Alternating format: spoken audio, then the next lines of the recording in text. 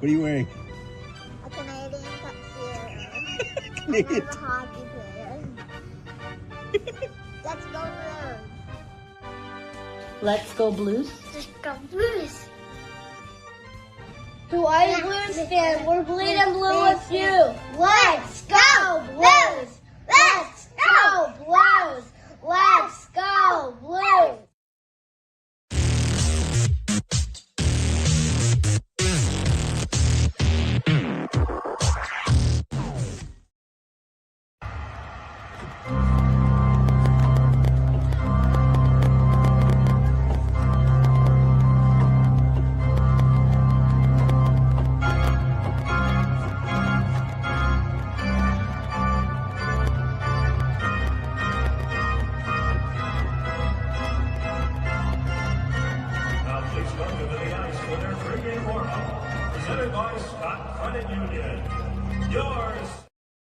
Blue, oh blue, oh blue note, it's your blue note, blue, blue, blue, blue, blue, blue, blue, blue, it's your blue note, Hall of Fame night, grand report.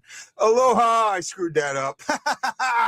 Who's the one watching? Thank you for watching me. I appreciate you, whoever you are. This is Guy, the White Blues fan. My co-host Justin should be along shortly. It is game day. We have an afternoon tilt. Blues,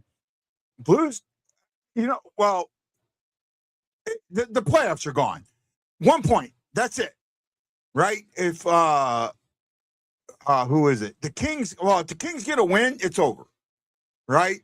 1 point, and the Blues have to win out and everybody else has to lose, which I don't see happening. 1 point. The Blues are done. And, it's nice. Now you're just play hard. Your draft pick is going to go up and down a little bit, but not that much. Just get out there and have fun. For those following me, hello. Thank you so much. I appreciate each and every one of you.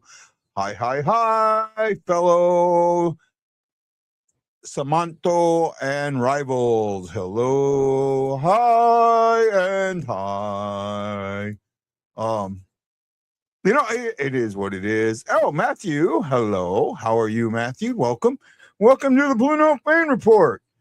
We are a game day show. We do live reaction to the St. Louis Blues and their opponent. Today it is the rival, the hated, at least for me, Blackhawks. All right, I lived in Chicago for a while. I couldn't stay. Man, I just died. I love wearing my Blues jersey up there. Loved it. I got to see the first time the Blues played the Blackhawks in United Center. I got to see that. It was a lot of fun. Matthew, thank you for liking and subscribing. Appreciate that. We really, really, really appreciate that. Ray Dominguez, my buddy, my shipmate, my coworker from another lifetime ago. Welcome, man. Thank you. We appreciate the like. If you put a like on Facebook, we love it, man. If you do it on YouTube, thank you. I just can't see your name. My StreamYard lets me see it from Facebook. It doesn't let me see it from YouTube. Dylan Holloway, 20-goal seasons. That's 2 players reaching 20 goals. Can anybody else do it in the next 3 games? You have 3 guys that have a chance: Snugard, Bushnavids, and Kyrou. Maybe Snoogie makes it. I don't think Bush or Kyrou does. Kyrou, God, man. I'm on Reddit, and I don't usually post in there, but I'm trying to get more active. And I put 2 things up there. First of all, I put a post about the Kyrou hate. Why do we have to hate on a player, right? And a lot of them is, and it comes back to he's lazy. You don't like that he's lazy, but every single one of them that didn't like that he's lazy had no problem with Brett Hull.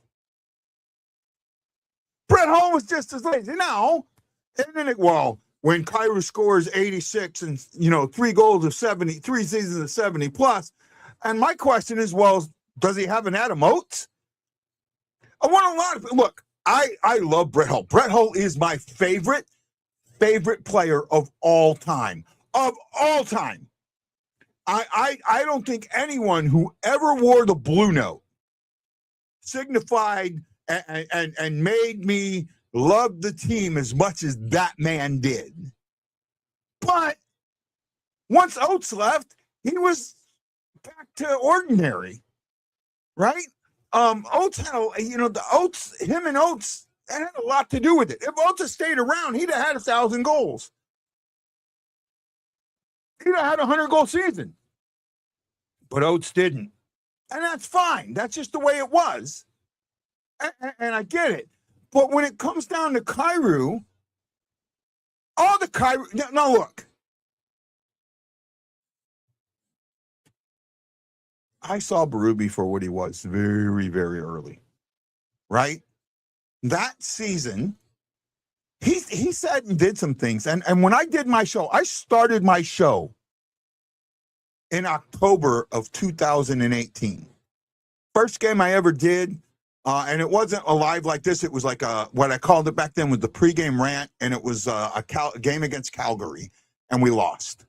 I actually have a couple of the game pucks, goal-scored pucks from that game when Calgary scored. I have a couple of those. That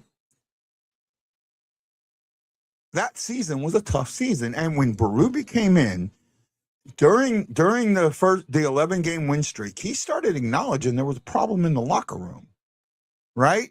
And I think one of the ways he went about fixing the problem in the locker room is getting the team to hate him.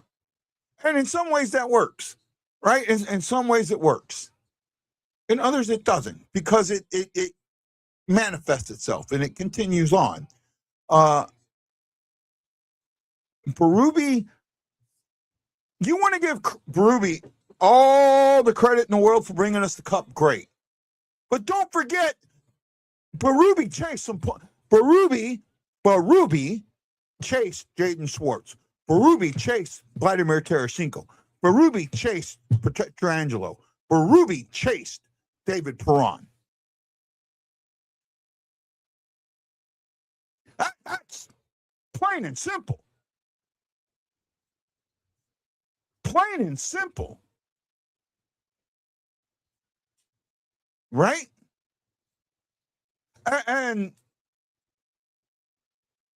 but all the Berube, you hear it so much. I heard it on the Reddit. Well, you got to remember, he fucked up with how he talked about the coach after he left. No, he didn't. No, he didn't. And I came back and I said, that question was asked at the wrong time, at the wrong place, and in the wrong situation. Right? And then, why put this is my problem with all of this. No one questions when the quote was put out. Right before a game.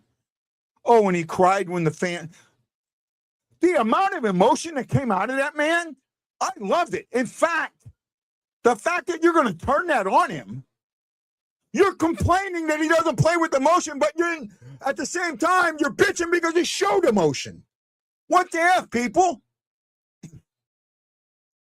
I mean, come on. I mean, think about it. Oh, God, I guess I need to stop. Blues are taking on the Chicago Blackhawks today in more or less a meaningless game. Right? I mean, it doesn't matter.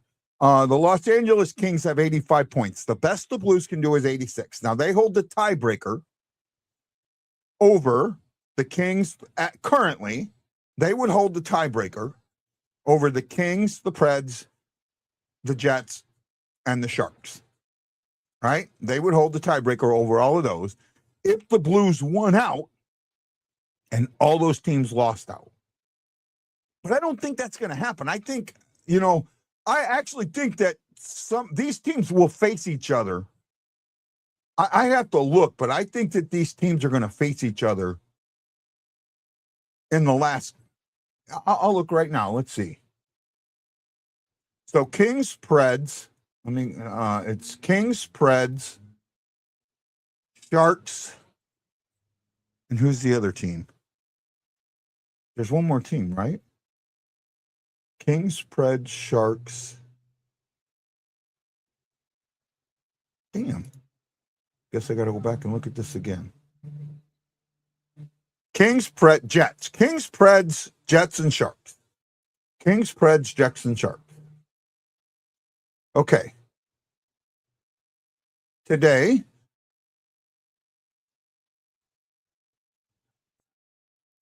let me go through here.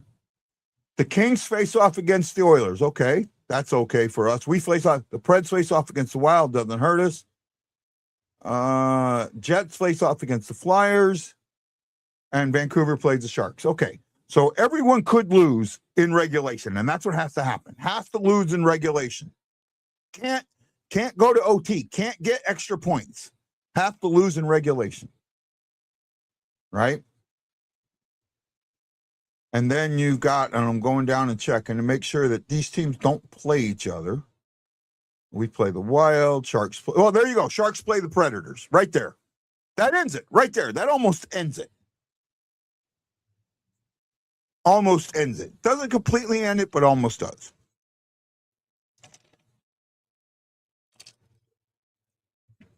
And the Kings only need 2 points to eliminate the Blues. Man, nobody watching tonight. Well, I know Shocky's fishing. I know Kelsey's at a watch party. There's probably a couple others at that watch party. So I guess it is what it is today. Guess it is what it is. Hey, enjoy me, have fun. I'll talk about what I talk about, and we'll kind of go from there.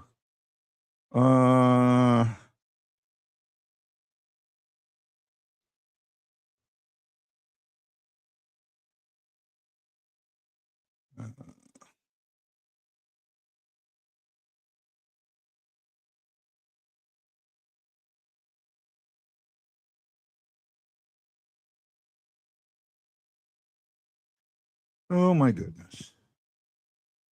The other question I asked on what's tomorrow? Oh, for your tournament? I thought you were still fishing. How'd you do today, Chris? By the way, I spent yesterday, Chris. I'm going to try after the game. And again, if nobody's watching, I might just turn the game. I might just stop the show and go. It's not raining today, so I might go try and do. I organized all three of my tackle bag and my 2 tackle boxes. That's what all those pictures I sent you. I got rid of some of the trash. I kept some of it. Some of those hooks that I showed you, the pre ones, I might use those, on some. I might throw out a bobber with a piece of shrimp on it and see what happens. You never know. Could be fun. We'll see. All right. Broberg and Malu, Broberg, they're both turning into top pairing defensemen. I love it. Caught 13 and only 1 keeper, 2.5. Oh man. What's a keeper there? 15 inches? 12 inches? What's a keeper for the tournament? Praker helping Lindsay, Fowler with Tucker. Tucker had a good game last game. Tucker had a real good game last game. Man, it's going to be a tough day. Going to be a tough day.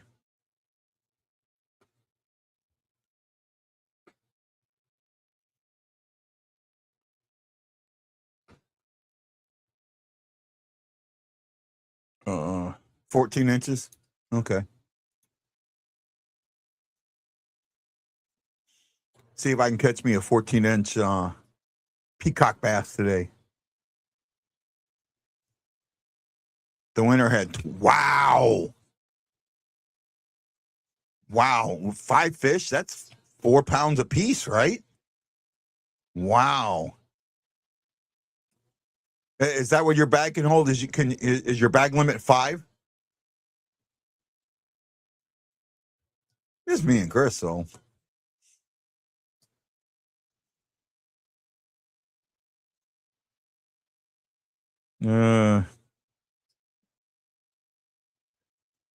Oh my goodness, St. Louis Blues memes.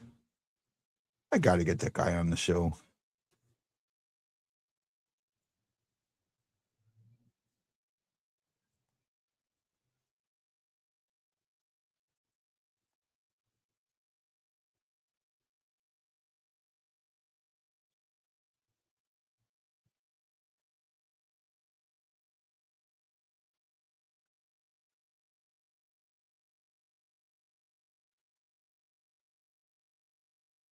Yep. 5 per boat. His big was 7 pounds. Wow, nice. Nice. That's a nice fish. Still mad at the 4.5, 5-pounder I lost. That was your fault. You know it. You'll never admit it, but you know it.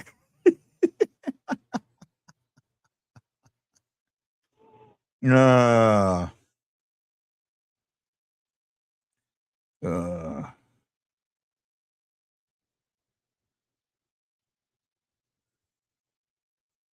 I'll try and show this here in a second. Don't know if it'll come up. It might. There we go.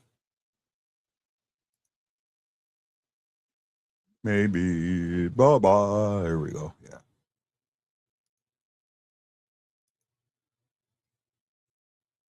Oh, nice. Too bad he don't count, right?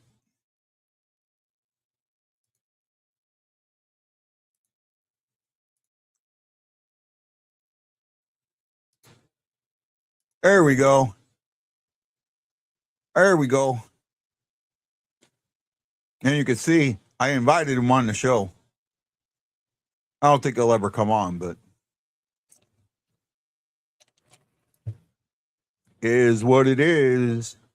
Biz is what it is, Biz. Absolutely. Right?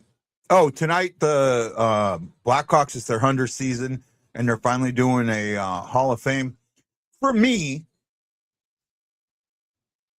any team that's over 50 years old should have a Hall of Fame.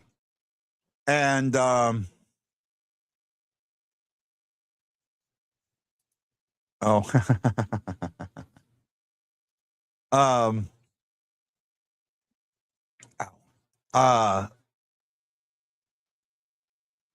any team that's over 50 years old should have a Hall of Fame. The fact that the Blackhawks are just now getting one, I mean, I thought the Blues did theirs at the right time, you know?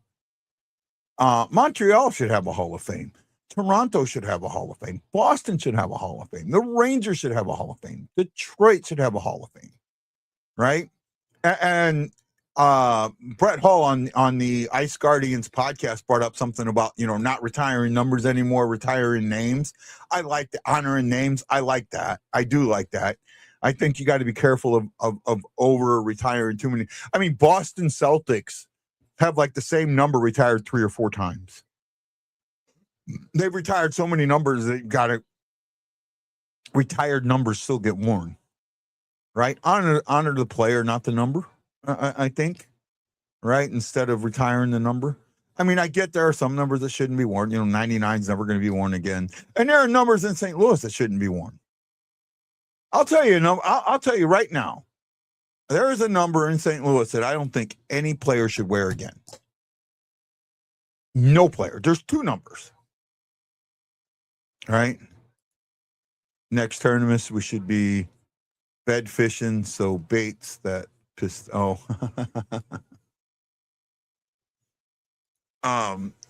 What numbers in Blues history do you think should never be worn again? Right? I'm at hat tricks with my dad to watch the game, but just Kelsey, you're one of you and Shockey are probably the only ones watching, but hey, thank you. We appreciate you, Kelsey. You absolutely know that. We absolutely, absolutely appreciate you. All right? Absolutely appreciate you. Thank you so much. So what numbers do you think that the Blues shouldn't have anyone wear anymore? I have 2 for different reasons. And I honestly don't think that anybody's worn these numbers in a while. Uh,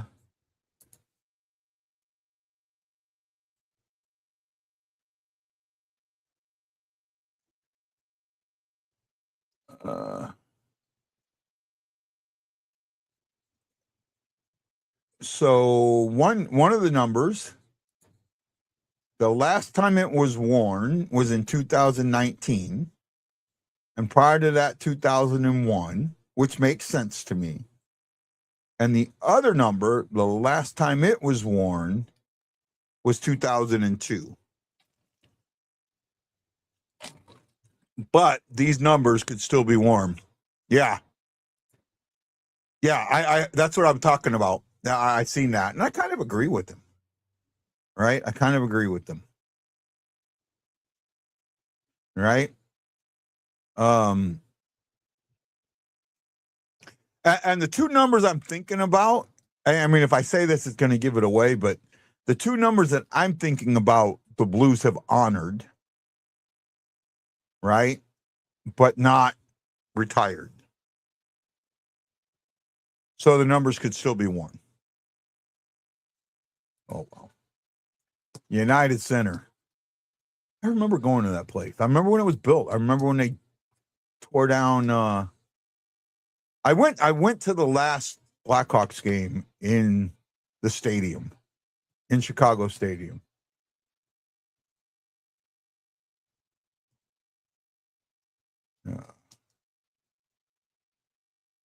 I remember I went to get tickets one day. This was when the internet first came out, and I will called some tickets, and somebody trying to sell me, guys trying to sell bricks from the old United Center.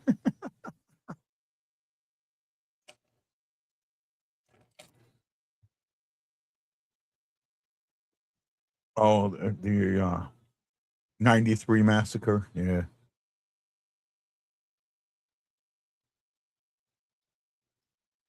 It's been a good rivalry, Bill, for Eddie the Eagle. Oh, they're showing Troy Brower burying that one. I remember that playoff. 2016 Winter Classic. They got to see, they're showing the wrong one there. They got to show the one from 17. They might have already showed it and I missed it. No, they didn't. That with Tarasenko and his 2 goals. That was and the one in St. Louis. But they might be showing games in Chicago.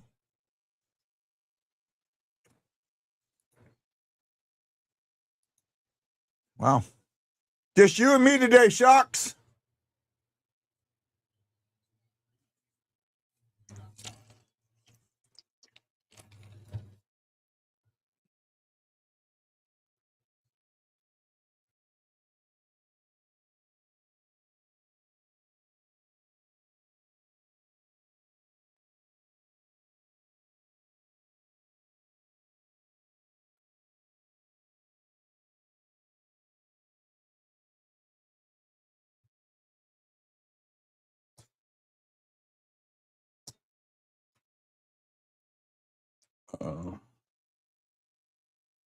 No. Oh, they're going over the Blackhawks rebuild. They're I mean, you're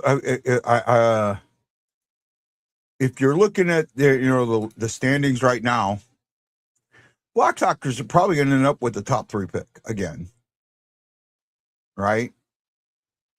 I mean, the farthest they could drop is 5. They could drop their 2. No, they could drop the 4. The farthest they could drop is 4, right? Right now we're in the 8th spot.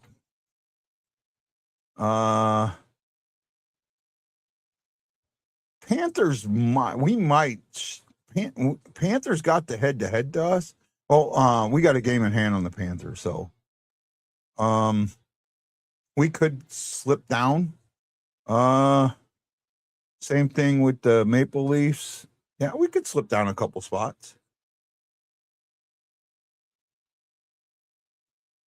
Oh, well, I'm sure some people did, but it is what it is, man. It is what it is. I like watching the hockey. I like watching what's going on, so I'll do my show anyways.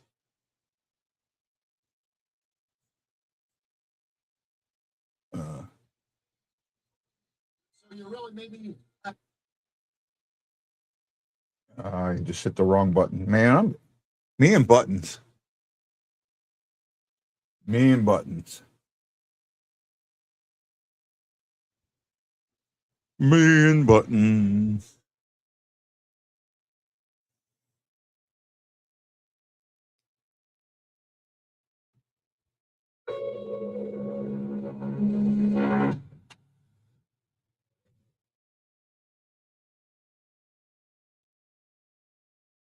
Trying to get the game to come up and then get it connected to my soundboard.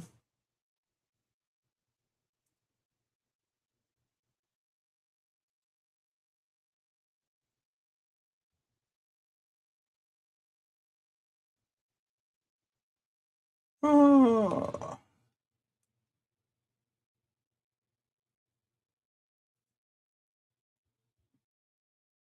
I'm trying.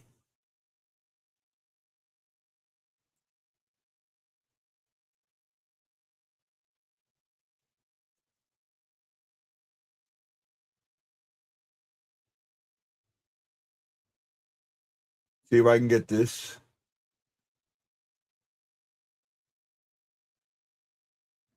Don't want that.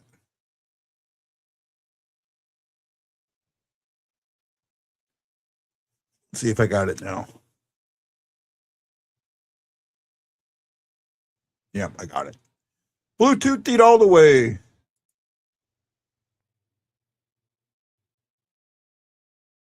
The bail wouldn't stay closed? Oh, on your spinner? Ouch.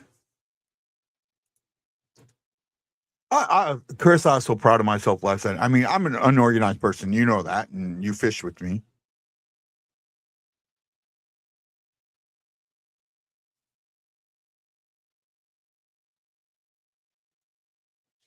I don't have my phone with me all the time, and I didn't see your message. That's not piss poor communication. You know there's a show. Sorry, folks.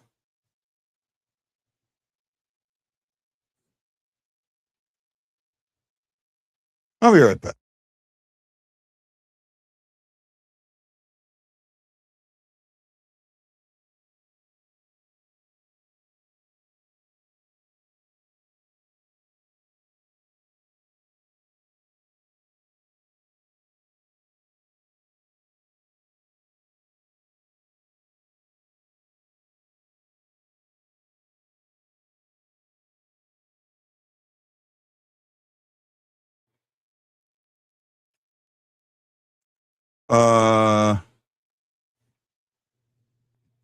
Yeah.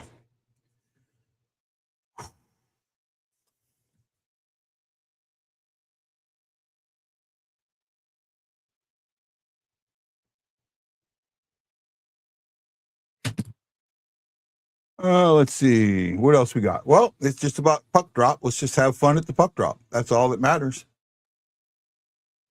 Oh, I see a new name. Gene Fick. Welcome. Thanks, Gene. All right, let's see what happens today. I mean, I think this should be a good fun game, right? Guys, now you're trying to earn your spot next season, and it's just on both teams. Both teams are really trying to set themselves up for next season. There's a lot of guys that know these could be their last couple of games.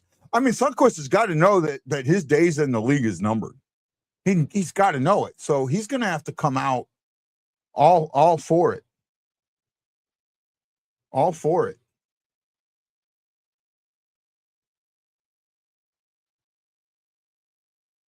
And that's how it is. He's one.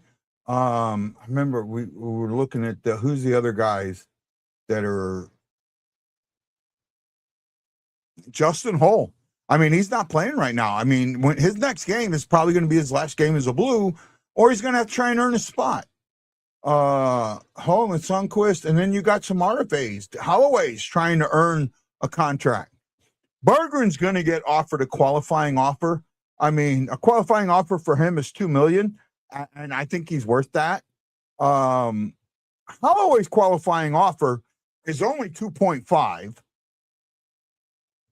and 2.6, but he's not going to accept that. But the Blues are going to offer him that.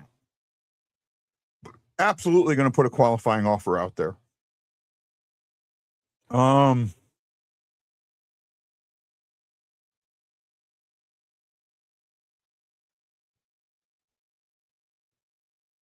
Snoogy's got a couple performance bonuses. So does Dvorsky. I hope those don't help us. Oh, those are ELCs, so maybe not.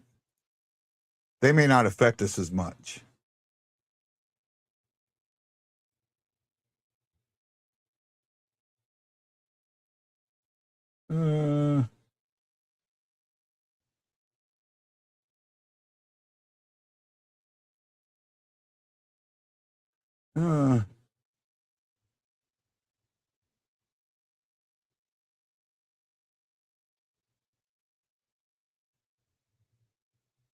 I don't know how they affect. Well, I'll have to look that up later. I'm kind of reading something on it, but Joey and Curbs are going to call the game for us. I'll be watching it with you. Let's have fun. Let's enjoy the game tonight.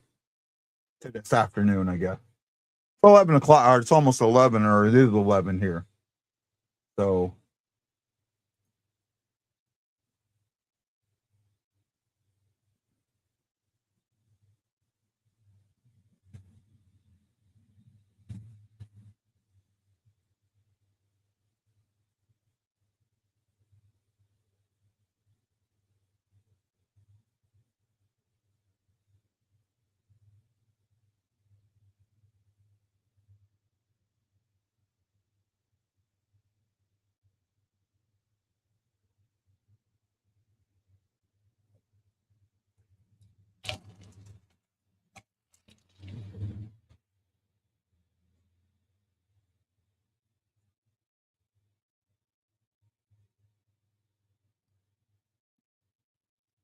Joey's talking about the young guys on both sides.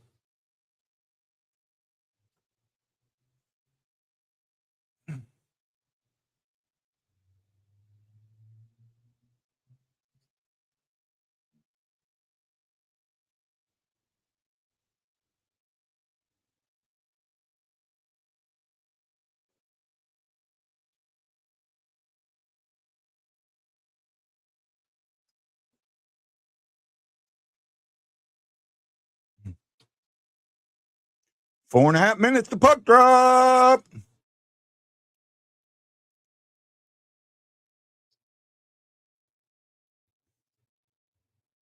I wonder if that's the team we played the most.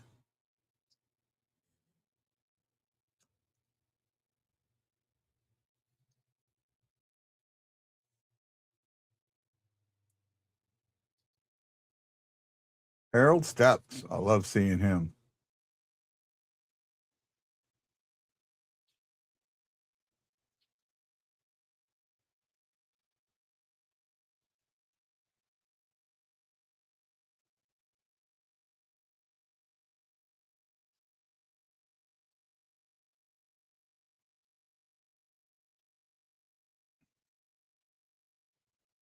Oh, they're doing the playoff. Yeah.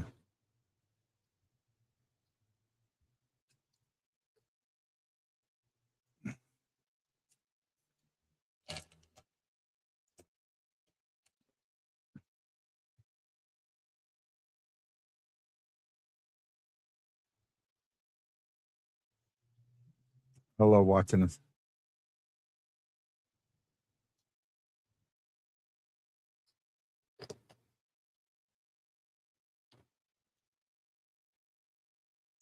If we had, for the two people watching, if we had to do another Winter Classic, who do you want to play it against?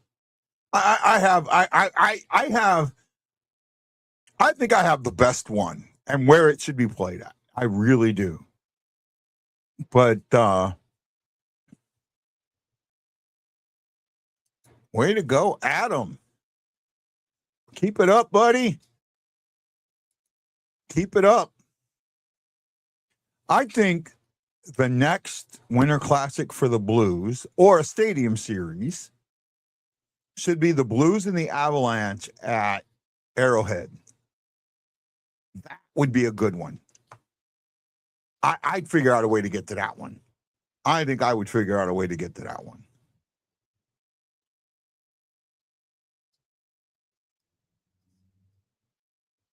I think I would actually. I would make sure I try and go to that one. I think that would be a lot of fun. Another possibility, you could do the Blues and the Stars at Mizzou. I mean, a little off for the Stars, but I think that would be a good one. I think that would be a good Winter Classic or a stadium series. I also think I'd like to see the Blues do a stadium series on the East Coast, right? I mean, they played in the coldest Winter Classic, so I'd like to get in a snowy game, get in one or play one up in Canada, right? Play one up in Canada, right? Justin should be joining us momentarily. There he is. You ready, bud? Give me a thumbs up when you're ready. Hey, Justin, how you doing, bud? I'm fine. What are your thoughts on today's game? To me, the season's done. I mean, the Kings need a win, right? They need 2 points over the next 3 games, and the Blues are eliminated. So, to me, the season's over. It's just go out, play your best.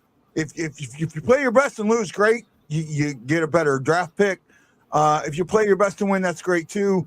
You're setting up next season. That's how I'm kind of looking at it. The season's not over until the Kings win. Kings got to win. It's not over yet. Kings got to win. So, I'm keeping hope alive. I'm not gonna say it's over because it's not over. It's not over yet. So, well, I was looking at the Preds and the Preds and one other team play each other, so that kind of that will make it even harder too, because that could put them right in that zone. I mean, I know you have the tiebreaker, but the chances are nil. Well, they're not nil, but they're like what 1.4% chance of making the playoffs. Hey, Lance, how you doing, bud? And he agrees with Brett Hull. We were talking about Brett Hull on Ice Guardian Puck Drop on Ice Guardian, saying that you should stop retiring numbers and just have like a ring of honor.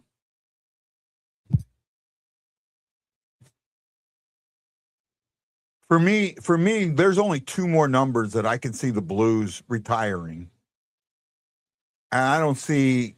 I mean, anybody else, I would want it to be. I could see a ring of honor, but there are 2 more numbers I'd like to see. Oh, delayed penalty coming. Blues are already going in the penalty box. Oh, I thought he thought. There we go. Well, there it was quick. Sunquist gets a chance and ends up in the box.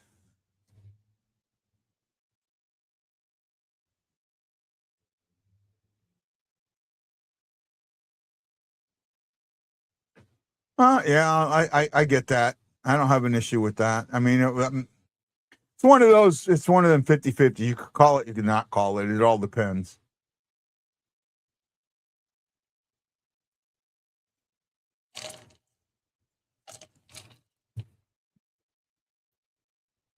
Who's in net? Bennington? I see a 0. Nope, it's Hofer. Yeah. They both have 0s, 30 and 50, right? Hi, Cindy Lou. Hope you get better soon. I know you're coming to Hawaii soon, so you got to get better.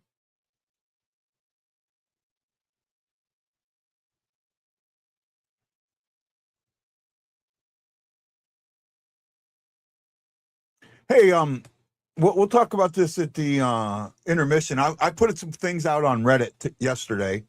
One of them I put out there asking about the Kyrou hate, you know, and then the other one I put out is, what would you be willing to give up to get the number 1 or the number 2 overall draft pick? And there were a couple of good answers. Not many, but a couple. There's one I really liked.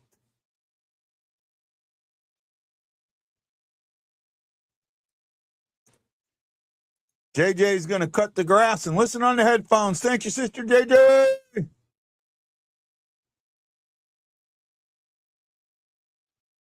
Oh, good save, Halfer.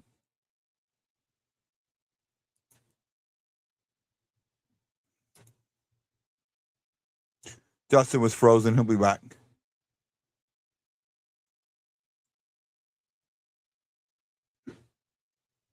Excuse me.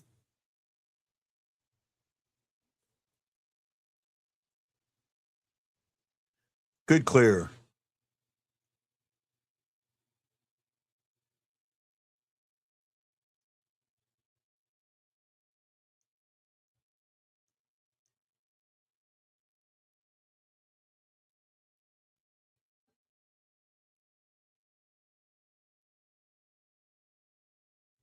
Right now, I plan on being in the early September to early October. Right? Yeah, you're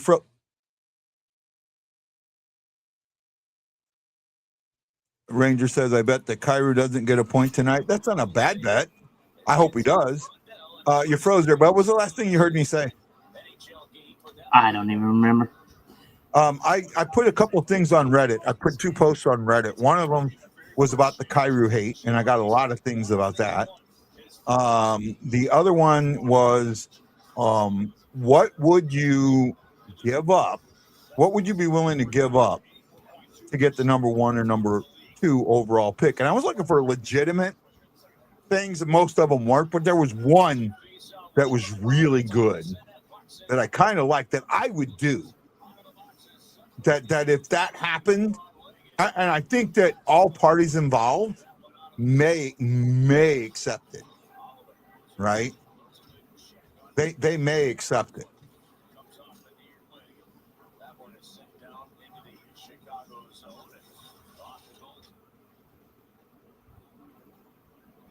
Kyrou needs a goal worse than anybody. Kyrou needs a hat trick.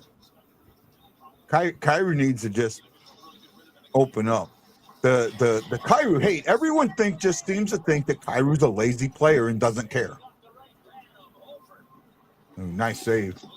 I have given Blues fans out there, I have given Montgomery praise on this year.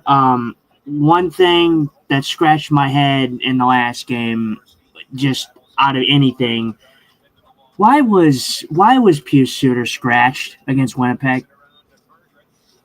Why? Yeah, I don't know. That makes 0 sense. I mean, none whatsoever on why. And I've been okay with the change of trying to get things, the change of scenery and everything like that. In a win game, why are you not going to put the guy that's been one of the most consistent guys for you this year in the lineup against the Jets? Ryan Green says they explained Suter on 101. I didn't hear it. I don't listen to 101. It's really hard for me because the shows are 4 hours earlier than, I'm 5 hours behind. What do you call it when a player backs off the puck and fake checks players? I don't think Kyrou does that. Do you think Kyrou does that? Do you think that he backs off the puck and fakes checks players? I've given my thoughts on Kyrou. There's not much going to change on. I'm not going to give my opinion on it because it's clearly not an opinion that most agree with. But I mean, and that's fine. I've said my piece on Kyrou. That's how I feel about it. Blues fans wanted to make it. Blues fans want it to work. I understand it. I want it to work too. But sometimes it's not about want. You're gonna have to. You have to think about the future, and and is that a future with Kyrie on this team? I have no idea. I have absolutely no idea. My thoughts on Kyrie is the same. I put my thoughts in the chat in the last game. We didn't cover it. Lance was telling me in the chat that none of those are going to happen. Those are valuable options to me that if you were wanting to get rid of Kyrie, that's what I would go and aim for. Yeah, I only think one of those has an opportunity of happening. And that's just my personal opinion. I don't think. I think Kachuk. By the way, Monty said that Suter was scratched just to give other guys play, nothing with his play. And apparently, I don't watch the game. I'm too busy on my phone, and that's probably Monty being politically correct to prevent headlines. That's fine. And no, I don't. I think I do believe him. I don't think it is Suter's play. That's fine. Suter's earned it. It doesn't matter. I don't care. I don't care if you want to give players playing time. You have to give the players that earned the playing time. And I'm sorry, I love Nathan Walker, but Nathan Walker hasn't earned it. I'm sorry. Suter's earned it. He should have been in that lineup Thursday. He's not playing today. I'm talking about Thursday's game. Oh, Thursday's game? Okay. Thursday. They put Walker in, and they took out Suter. Suter should not have been out of the lineup on Thursday. I don't know if it would have made much of a difference, but still, it gives the, if you're going to give opportunities to the guys, you need to give opportunities to the guys that earn it. That's the whole point.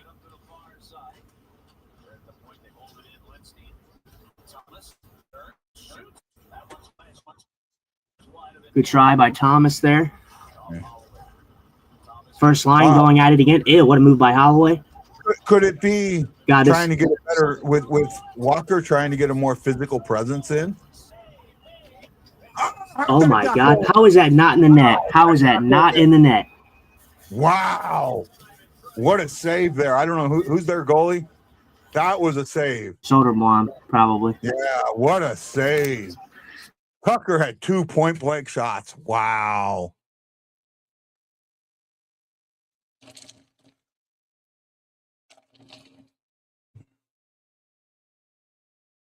Wow. The two goals that the Blues gave up to the Jets, the last two goals that they gave up, they gave those up from pressing and puck watching. That's what those two goals were. I don't think that any change in personnel would have stopped that, because I think it was overall. That's all fine and dandy, but it doesn't matter. I'm going off of who deserves to play, and Suter's deserve to play. So, what? I love Nathan Walker. I absolutely adore Nathan Walker. But when you don't just play people just to play people. That's not how you flourish as a team. You don't just okay, I'm going to take this guy out who's actually been consistent for a guy who just hasn't earned his spot in the lineup. I mean, it just that's not going to help your team flourish. Ryan Green says you're upset because you think the Blues had a chance at winning Thursday for the playoffs. Are you upset that the lineup isn't what you wanted? I'm upset. I'm upset because the Blues lost to a dog shit Winnipeg Jets team. I am upset that they lost because they're good enough to beat a dog shit Winnipeg team, and they are dog shit. I'm sorry, the Winnipeg Jets are not a good hockey team. They're not. The Blues missed their opportunities. They had a bunch of opportunities and they missed. It happens. But they should have beat the Winnipeg Jets. It was an unacceptable loss against Winnipeg. They should have beat Winnipeg. They should have. I'm not crazily upset that they lost. I don't care. It is definitely a back against the wall situation for the Blues. But again, I'm not giving up until they're officially eliminated. They're not officially eliminated yet, so it's not over until it's over. So I'll get into my thoughts on everything, because I do have a little bit of a rant to go on in the first intermission about the stuff that I have seen from Blues media, Blues people, on Twitter, on social media, just in general, about how just absolutely inconsistent they want to be with everything that they say. They don't want to pick a side. No one wants to pick a lane and stay in it. And it's pathetic to watch.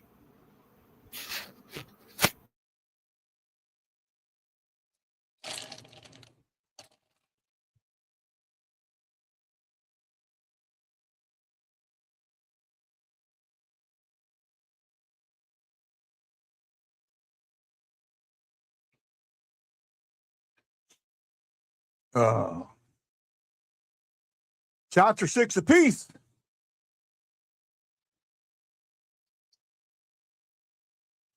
Ice puck.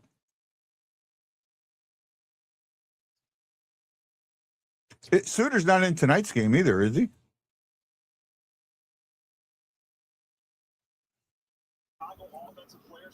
He is. I've seen him. I'm not saying that Suter in the lineup would have changed the outcome of the game. The Blues missed a lot of opportunities. They had a lot of opportunities. Holloway would have made it 2-0 if it was not for Josh Morrissey. Holloway had Connor Hellebuck swimming completely out of the net, and Josh Morrissey saved a goal. Yeah. He absolutely saved a goal in that game, and it would have made it 2-0. You never know.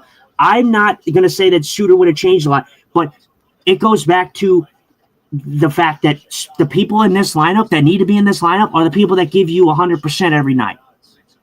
And I'm not saying Nathan Walker doesn't give you 100% every night, but Nathan Walker hasn't earned a spot on this roster this season. I mean, he's been that energy. I talked about it since the injury. The energy from Nathan Walker has not been there. It hasn't. Yeah, I'll agree with that. I'll agree with that. I think that he's still dealing with that injury a little bit. And in a must-win game like you needed against Winnipeg, you played a guy that you just wanted to play out there because you wanted to give him a chance. I'm sorry. I love Jim Montgomery. I love what he's done with this team, and I love what the Blues have done, and I think that we're going in the right direction, but you can't just give players an opportunity just because you want to give them opportunity. You have to play the guys at this moment. You have to play the guys that are willing and ready to go and putting 110% out every night. And Suter's one of those guys. So Ryan Green asks us, he says, "You're frustrated that the team didn't win. I just don't get why some fans are still holding on to the playoff hope. So I'm trying to figure out what you're upset about." He says, not trying to pull strings. Well, I'm trying to figure out why people are so enamored with the first overall pick. I'm telling you right now, once everyone understands, and I said it to Locked On Blues, Haley Taylor Simon over at Locked On Blues, once you guys all figure out that the draft is rigged, you will be better off. You will be better off. There's no reason that any fan base should be enamored with the first overall pick. My issue is you guys want a big spectacle of change. You guys want a big spectacle of change of, you want the Blues to get a superstar like Connor McDavid and Nathan McKinnon and Macklin Celebrini, but you guys don't want to make any attempt to give up something for them. With those guys, you're going to have to give up something.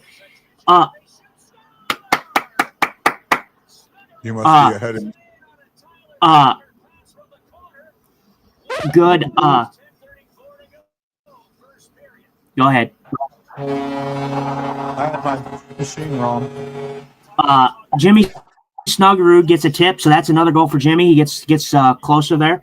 But people are so enamored by getting that first overall pick when I tell you that the Blues have never been bad enough to get it. The last time they had it was with Eric Johnson. It didn't pan out. And then, again, I say that the draft is rigged, so it's going to go to whoever the NHL wants. And like I'm saying, you guys want a big spectacle of change. You guys want people to bring in all these superstars and have all these superstar players. And I want that too. But people are so hateful when it comes to, I think we should trade Jordan Kyrou and make a strong, compelling argument on why we should go out there and get Jason Robertson or the Hughes brothers or Kachuk. But people are angry about that conception because they want draft picks. They want to get the first overall pick. So why would I not want to give up a good player in Jordan Kyrou for a proven guy who's already proven that we already know is a great player But no, you guys want a thing, and then the other argument is, oh well, these guys want too much money. They want too much money. What do you think's going to happen if you have a Macklin Celebrini on your team? You're going to have to pay him $15 million. So what's the point? Why are you upset about paying $12 million for a star guy now, but you're okay with paying for a $17 million guy down the line? Yeah. No, I makes get no that. sense. Now, hold on. I want to make this I want to say something, because I don't think that your comments are pointed at me, and I don't think they are. But if you remember when we had Mike Myers on, I was not on board with McKenna at all. And in fact, thought that McKenna wouldn't fit with this team, where someone a little bit further down in the draft, or even a Stenberg, you know, with his brother on the team, would fit on this team. And I don't remember. I know that Mike didn't agree with that, and I thought you didn't agree with that also.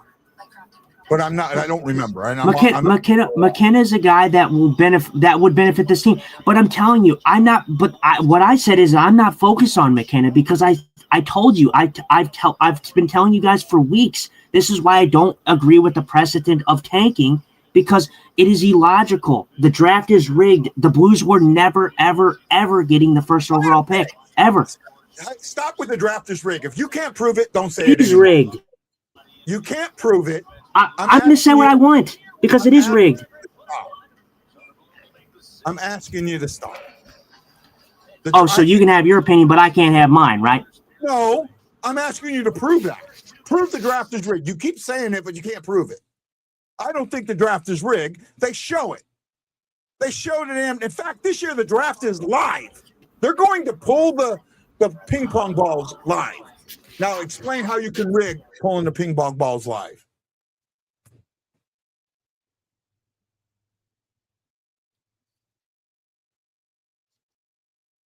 I'm asking a question, Dustin.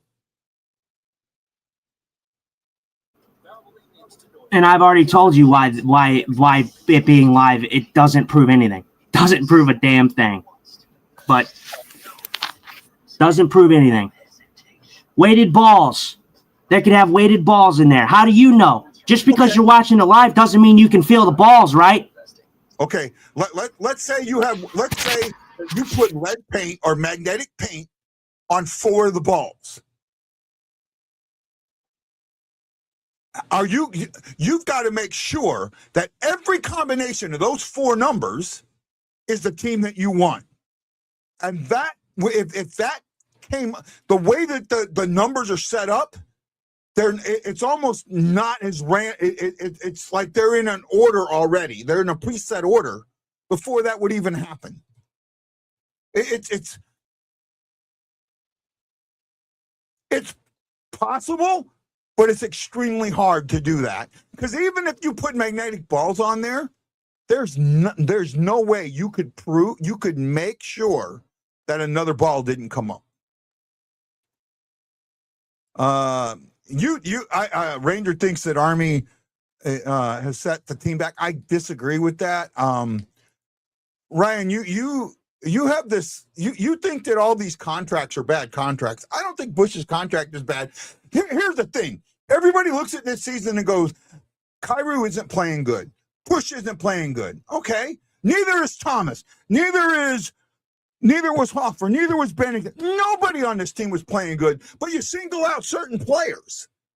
The entire team has played bad this season, but you only single out certain players and say that their contract is bad. Thomas has not lived up to his $8 million contract.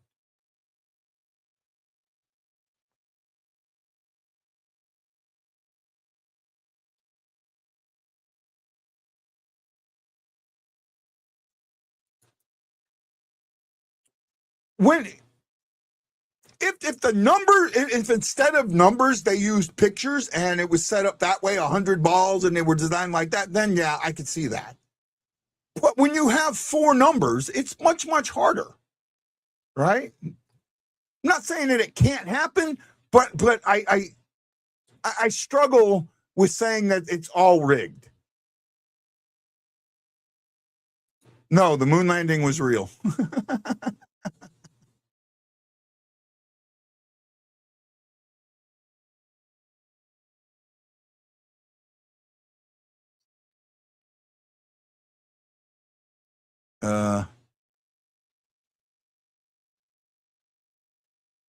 Ryan says Fowler sucks, but I'm not complaining about his contract. Then why not? Why not? Why not complain about his? Bush and Kyrou contracts are bad. Not really. In fact, hold on, Ryan. I'm going to throw this back out at you. When all that talk at trade deadline was coming up, one of the things I kept hearing was the team-friendly contract that Kyrou had. All of a sudden, his contract's bad because we couldn't trade it. We didn't trade him.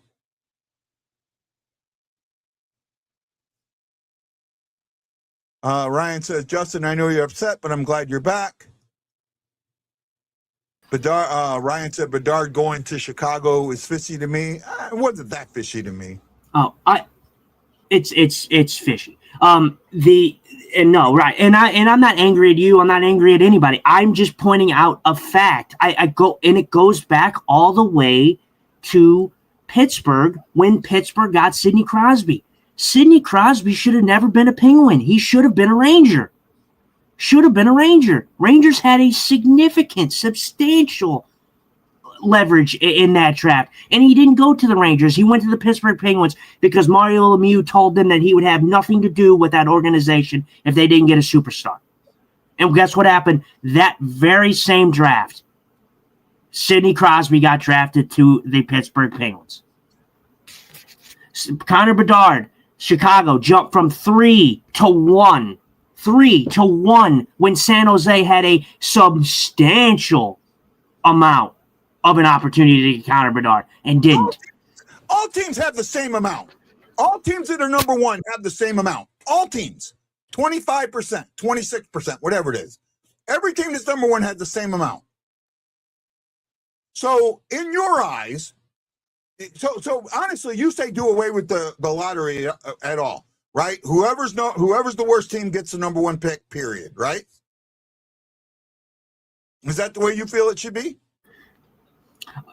It's funny though. For me, it's funny because me and Lance have come on this show and we've talked about when we were here. We talked about how there was betting going on in each league. So I just find it funny that if you think that there's betting going on in this league and you think there's betting that happens in sports, why is it so far-fetched to think that the draft is rigged? And you know what? I'll agree with that.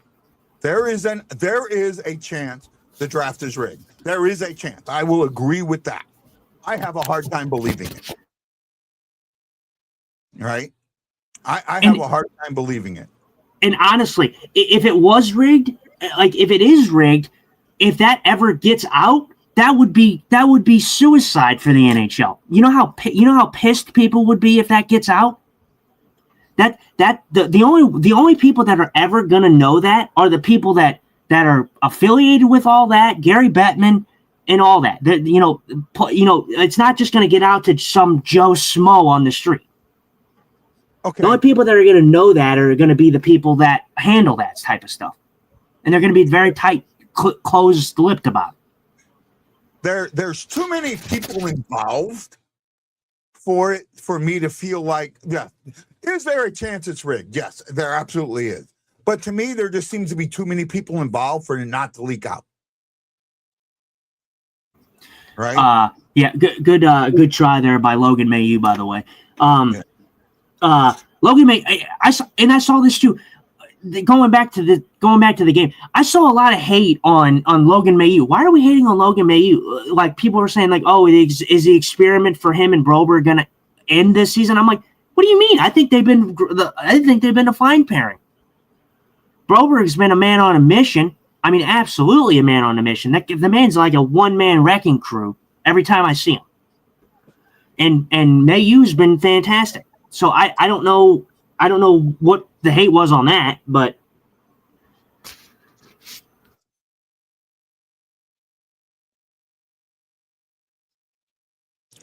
Well, when it comes to Kairu, right?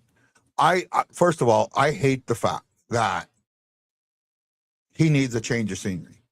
The problem is the reason I think he needs here's the thing. I'm going to ask this question: why do you think Kairu needs a change of scenery? And this is what gets my ass. And I'm asking this out to anybody, to people watching that can comment, to Justin that you can comment and want, to anybody that wants to. All right. Mary agrees with you, Justin, and thinks that they should change it. I don't know how to change it. How do you change it other than making it go away?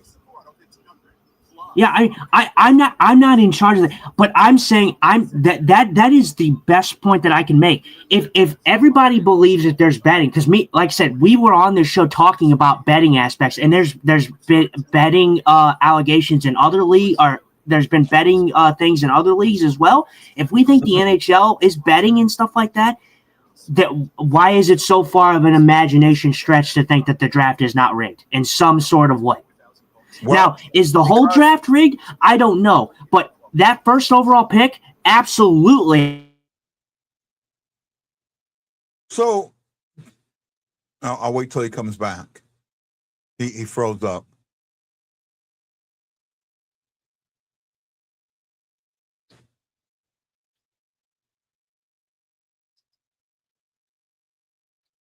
I'll let him come back here. Pull him out for a second. Obviously, everyone has temperatures are high today. I'm asking everyone to calm down, including myself. Take a breath. Grab your fingers, pull in.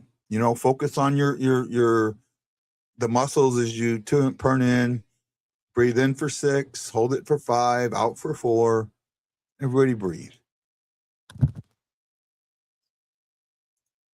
I don't like teams tanking to get the best picks. Well, but okay, so that's why the lottery's there.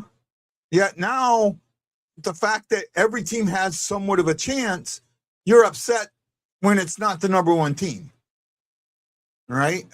That's where I struggle a little bit there, right? It's the duality of it. Oh, I don't want him to do this. Okay, that's fine. I get that, right?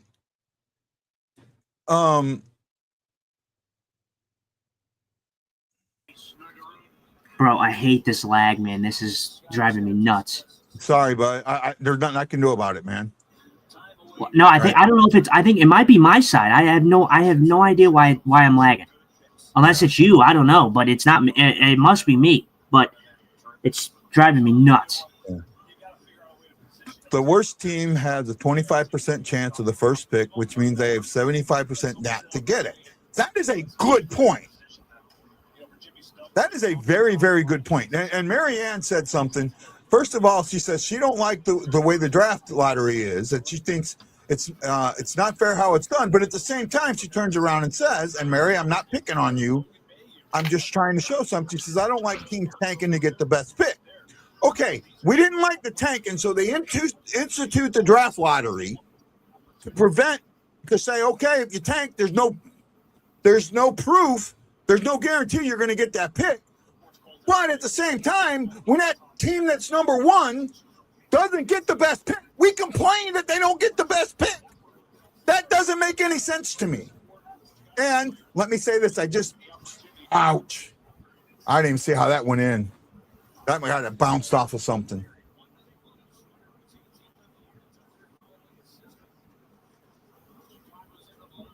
The one time we had the worst record, we got the number one pick, right? We haven't been bad enough to get that, right? That was what. Did that look lazy on Hoffer to you? Maybe it went off Perico's stick, but it kind of looked like an Olay almost there. To me, and that's just my perception, right? I'm not sure. Just might have hit Pareko. Yeah. 1-1. Shots are 9 apiece.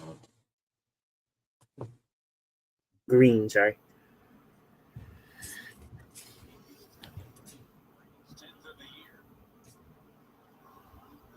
Well, yeah, they're buzzing because he was offside. He was way offside. He knew it. Yeah, we know. Wendy brings that up a lot. I think Wendy's at the game today. Yes, there's a Ryan Green on the Chicago Blackhawks. He's talked about that. Yeah. Right.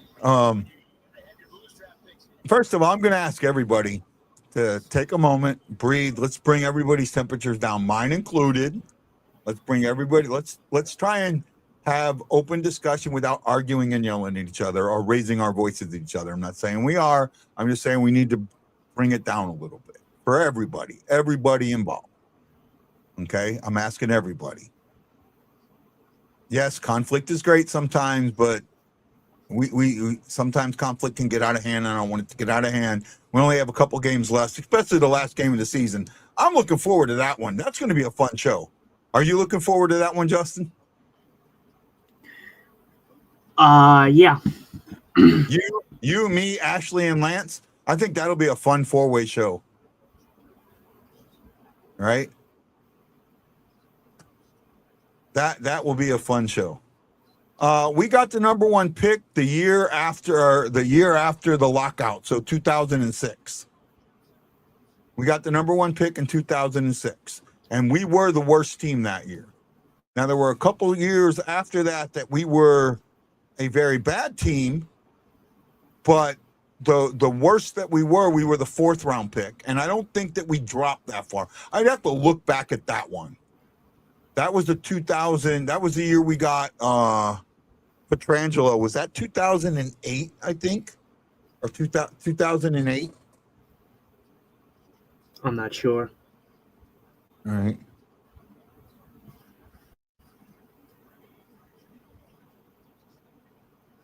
Robert Thomas was 20th overall. Yeah, he was 20th overall. He's 20th. He was 20th overall, and he's right now your number 1C right now. He's the best player on your team right now. Yeah, I'll agree with that.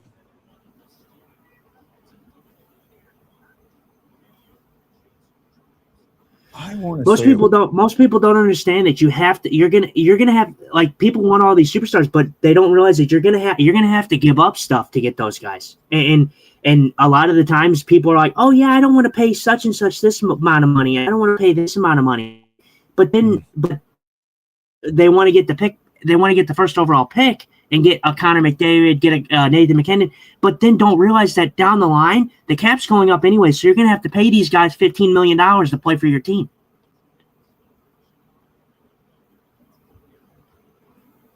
I want to say it was 2008. 8 or 9. No, it wasn't 8. It had to be 9. No, it might have been. Yeah, no, it was 2008. We had the fourth pick. All right.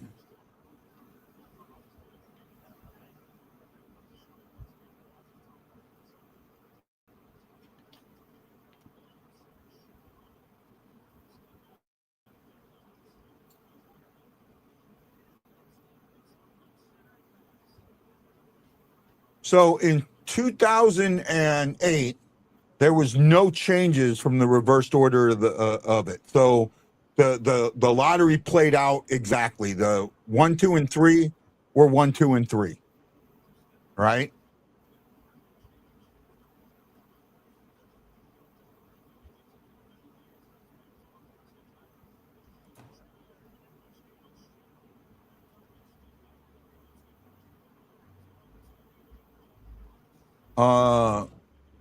The Blues had 79 points.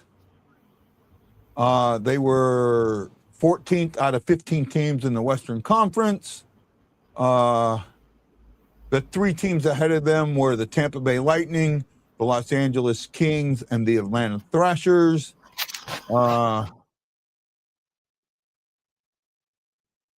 The Lightning had less wins than the Kings did.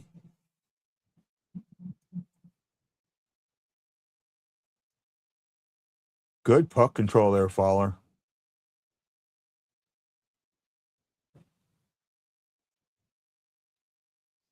Nice save, Soderblom. That was a hell of a shot by Tucker there. Tucker's playing for a position on this team next year. That's kind of obvious. So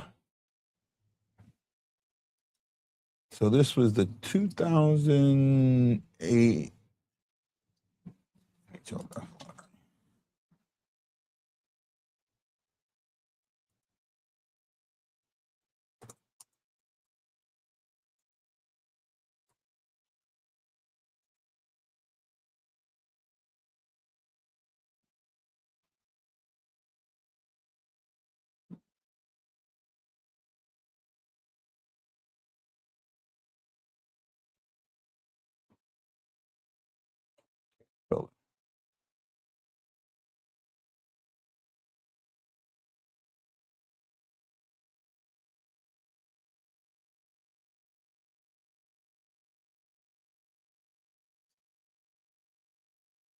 Oh, looks like Thomas in the box.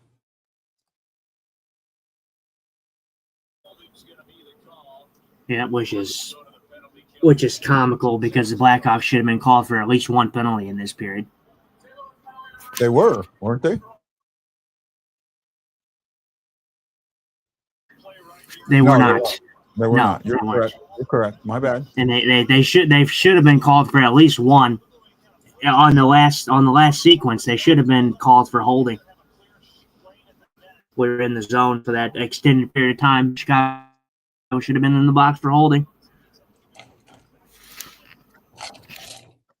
Well, game is 1-1. Shots are 13-9 in favor of the Blues. There will be about a minute and 40 seconds of power play time on the back end. A minute and 45 seconds of power play time on the back of this. The problem with that, a lot of teams, the majority of the teams in the league are finishing above 500. So finishing above 500 isn't that good, right? It just seems the same teams get the top spot. Well, the same teams keep playing bad. That's why it seems like that. Jason Nichols, Bennington's been shopped will be shopped this offseason and will be gone at the latest by the 27 trade deadline. Thomas isn't going anywhere. That is unless someone offers them at least 4 pieces. Teams called about Parayko. He is not untouchable. Thomas yeah, he is. Parayko is kind of untouchable because he's kind of made the decision that he doesn't want to leave St. Louis, and he has that right. I mean, for anybody wanting Parayko, I don't understand why. Parayko's a good defenseman. He the role that they have him in now is good. They're putting his minutes back a little bit for Philip Broberg. Broberg's becoming the number one defenseman, like I talked about in the beginning of the season. Parayko is getting the veteran, teaching the youngsters how to get it done. He's teaching Lindstein right now. It's working well for Lindstein. There's no issue with that. My thing would be if I'm the Blues and you want to be something blockbuster, Aaron Nails. I don't know, Aaron, if you're in here, but we talked about this. We were messaging back and forth. He sent me a thing of Nico Hischier being possibly available for the Devils, and I said, well, I've seen that. And I said Hischier's a great player, and I wouldn't mind having Hischier on this team. And I was like, okay. But then it comes down to captaincy. And this is why New Jersey is such an interesting trade candidate, because they're in a spot where they have to get some change going to turn that team around. I went with more of a blockbuster kind of thing. If you're wanting to play big boy and just absolutely go huge and go home, Kyrou would be a good destination spot for them. If you talk about New Jersey and you talk about Kyrou, yes, Kyrou has to approve everything. He'd have to say, yes, I'd go there. But if I'm anybody, I would still do, because you have a new kind of office over there. I think it's a new front office over there in New Jersey. So they're kind of wanting a new regime change. My thing would be, if you want to do something, why not just go big and get the Hughes brothers, like I talked about on our trading show or on our trade deadline show? They're not giving up the Hughes brothers. Can you let me explain my trade process here? Yes, sir. You go out there and you play big. Yes. Does New Jersey likely get rid of Jack Hughes? Probably not. Probably not. I'm not saying it's going to happen. That's the problem. You guys think that I'm saying it's going to happen. No, I'm speaking in terms of possibilities. If the Blues in New Jersey want to become trade partners, they can, because both teams are kind of in similar situations where they're trying to find the right pieces. Now, it would have to be a blockbuster trade. You'd have to talk about Jack Hughes, Luke Hughes for Kyrou. I would take that Colorado pick, first-round pick, and I would take the Blues first-round pick, put that in the package for it, and you could give them a plethora of individuals, whether you want to go with Matthew Kessel, Tyler Tucker, Zach Dean, somebody else that I may not be mentioning.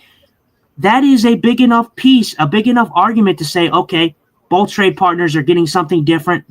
They're trying to figure out what works in their organization. I'm not saying that New Jersey says yes. I'm not saying the Blues even say yes.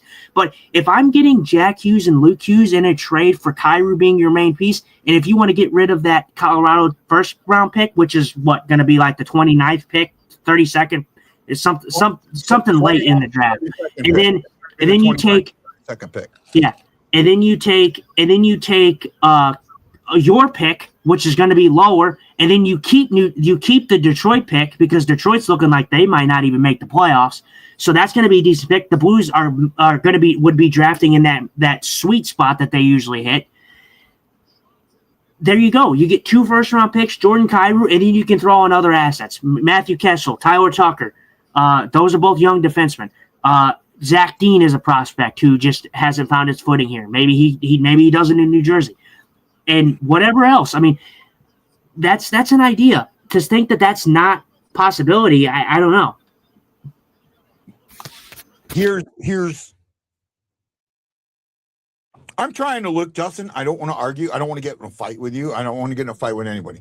I'm trying to look at this from both perspectives, right? Look at all perspectives. If you were the Devils, put yourself in the Devils GM spot. Do you get rid of the Hughes brothers? I mean, that's your cornerstone. That's what's you're building around, and you're willing to get rid of that. Now, I want to use you said, why do you want to give up Robert Thomas for draft picks? And that's the unknown. You're asking the Devils to do the exact same thing with the Hughes brothers, to give the Hughes brothers up for Kyrou, who's somewhat of an unknown. Well, unknown, but unknown. No. Listen to me. I'm using an unknown. Huh? An unknown. Are we kidding me? The last couple of years, he hasn't played up to his potential. Do you know he's going to get there? Do you know? Okay, so you're admitting that he hasn't played up. See, but that's what I'm talking about. He hasn't played up to his unknown, but again, you're all this unknowing, or so he's unknown, so he hasn't lived up to the hype, but he's such a great player to where, I need this, and this for Jordan Kyrou. So, I mean, where do you stand? Do you want to go out there and think that Jordan Kyrou is valued at that type of level, or do you not think Jordan Kyrou is valued at that type of level? The trade that on Reddit, and the trade that I had someone bring up was, if Chicago had the second overall pick, Jordan Kyrou, the Blues first round pick, their last second round pick, and Zach Dean. First of all, that's not a bad trade proposal. It's not a bad trade proposal. However, I think it's a bit of an overpay. I think it's a little bit of an overpay. Zach Dean is damaged good. You have to understand that. The thing is, you have to think about the other team. are they willing to take that player? And that's the thing that we don't understand. Now, if I was Kyrou and this came up and I was asked to go to Chicago, I would try and burn the Blues every single time I met them. Right? That's how I feel about it. All I'm saying when it comes to these trade proposals is you got to look at both sides of it. Yes, I think Kyrou's worth a lot more, but I know he's not going to get what I think he's worth. I know that. But I want them to make sure that they don't give him away either. That's how I feel about it. Here's the Hischier trade. I would not give Dean in this instance. I think if you're giving up here's the thing. You're going from, I wouldn't give up. If I was giving up a first round pick, it would be the 29th. It would be I can't say it now. It would be the Colorado pick. It would not be my first round pick, my top first round pick. It would be the Colorado pick. Because Kyrou's in my eyes, a pretty good piece. Right? Guy, can we give Monty one more season with this group before we start tearing it apart to work with this young core? I don't have a problem with that. I would give up Dean in a heartbeat. That's right. You would give him up in a heartbeat. Does that mean another team would take him in a heartbeat? That's what I'm trying to get at.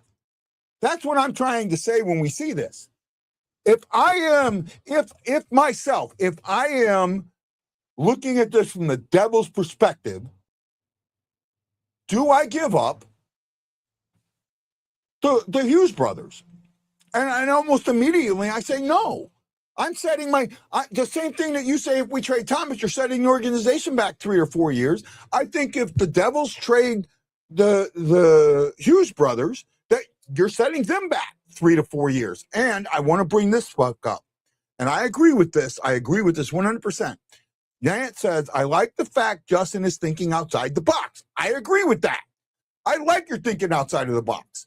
I just don't agree. Sometimes you have to think outside the box to build their team.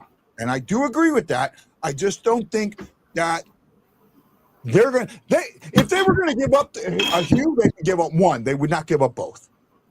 That's how I would look. Jack Hughes is a fantastic player. Would New Jersey be willing to part ways with him? No, probably not. They want to build around him. The problem is he has not been able to stay healthy. So that is another factor that you have to take into account too. That yes, although it would be a high risk kind of thing, getting Jack Hughes and him hoping he'd stay healthy if he was a Blue. I'm okay with getting Jack Hughes because I think he is a fantastic player. And again, if I'm going to trade Kyrou, why not get a proven piece like that who is absolutely a game-changing player? You have a 1-2 punch in Robert Thomas and Jack Hughes as your two centers. You have Dvorsky on the third line, and then you have I would assume Finley, like a rotation would happen with the centers. Finley, whoever else is down there. Suter, you could put in that position. Suter's been mostly on the wing, though, but he can play center. So you have a good plethora of centers there. If that is a 1-2 punch right there, that would be lethal. Robert Thomas, Jack Hughes, Dvorsky, and, Suter, Finley, whoever you want to throw into that spot. Because Sundqvist, I don't think he's going to be here. No. Bush, you want him on the wing, and Bush can get a reduced kind of role. And who knows? Maybe you think about it like this. Maybe if you get rid of Kyrou and you do go out and make a ballsy trade, and somehow the New Jersey Devils say, "Okay, sure, we'll give you Jack Hughes," and you give them this, and then say that was happening, which I don't think it's going to happen, but it's an outside of the box thing. Maybe you play Jack Hughes with Pavel Buchnevich, and Pavel Buchnevich gets a resurgence. Who knows? You don't know. It doesn't. I mean, oh my God! And then think about this. You get the prospect of Dylan Holloway possibly playing with Jack Hughes. Oh, I mean, there's so much prospect about seeing something like that, even though it is an unlikely thing. The thing about New Jersey is, yes, would they be willing to part ways with the Hughes brothers? I don't know. But has the New Jersey Devils done anything with him?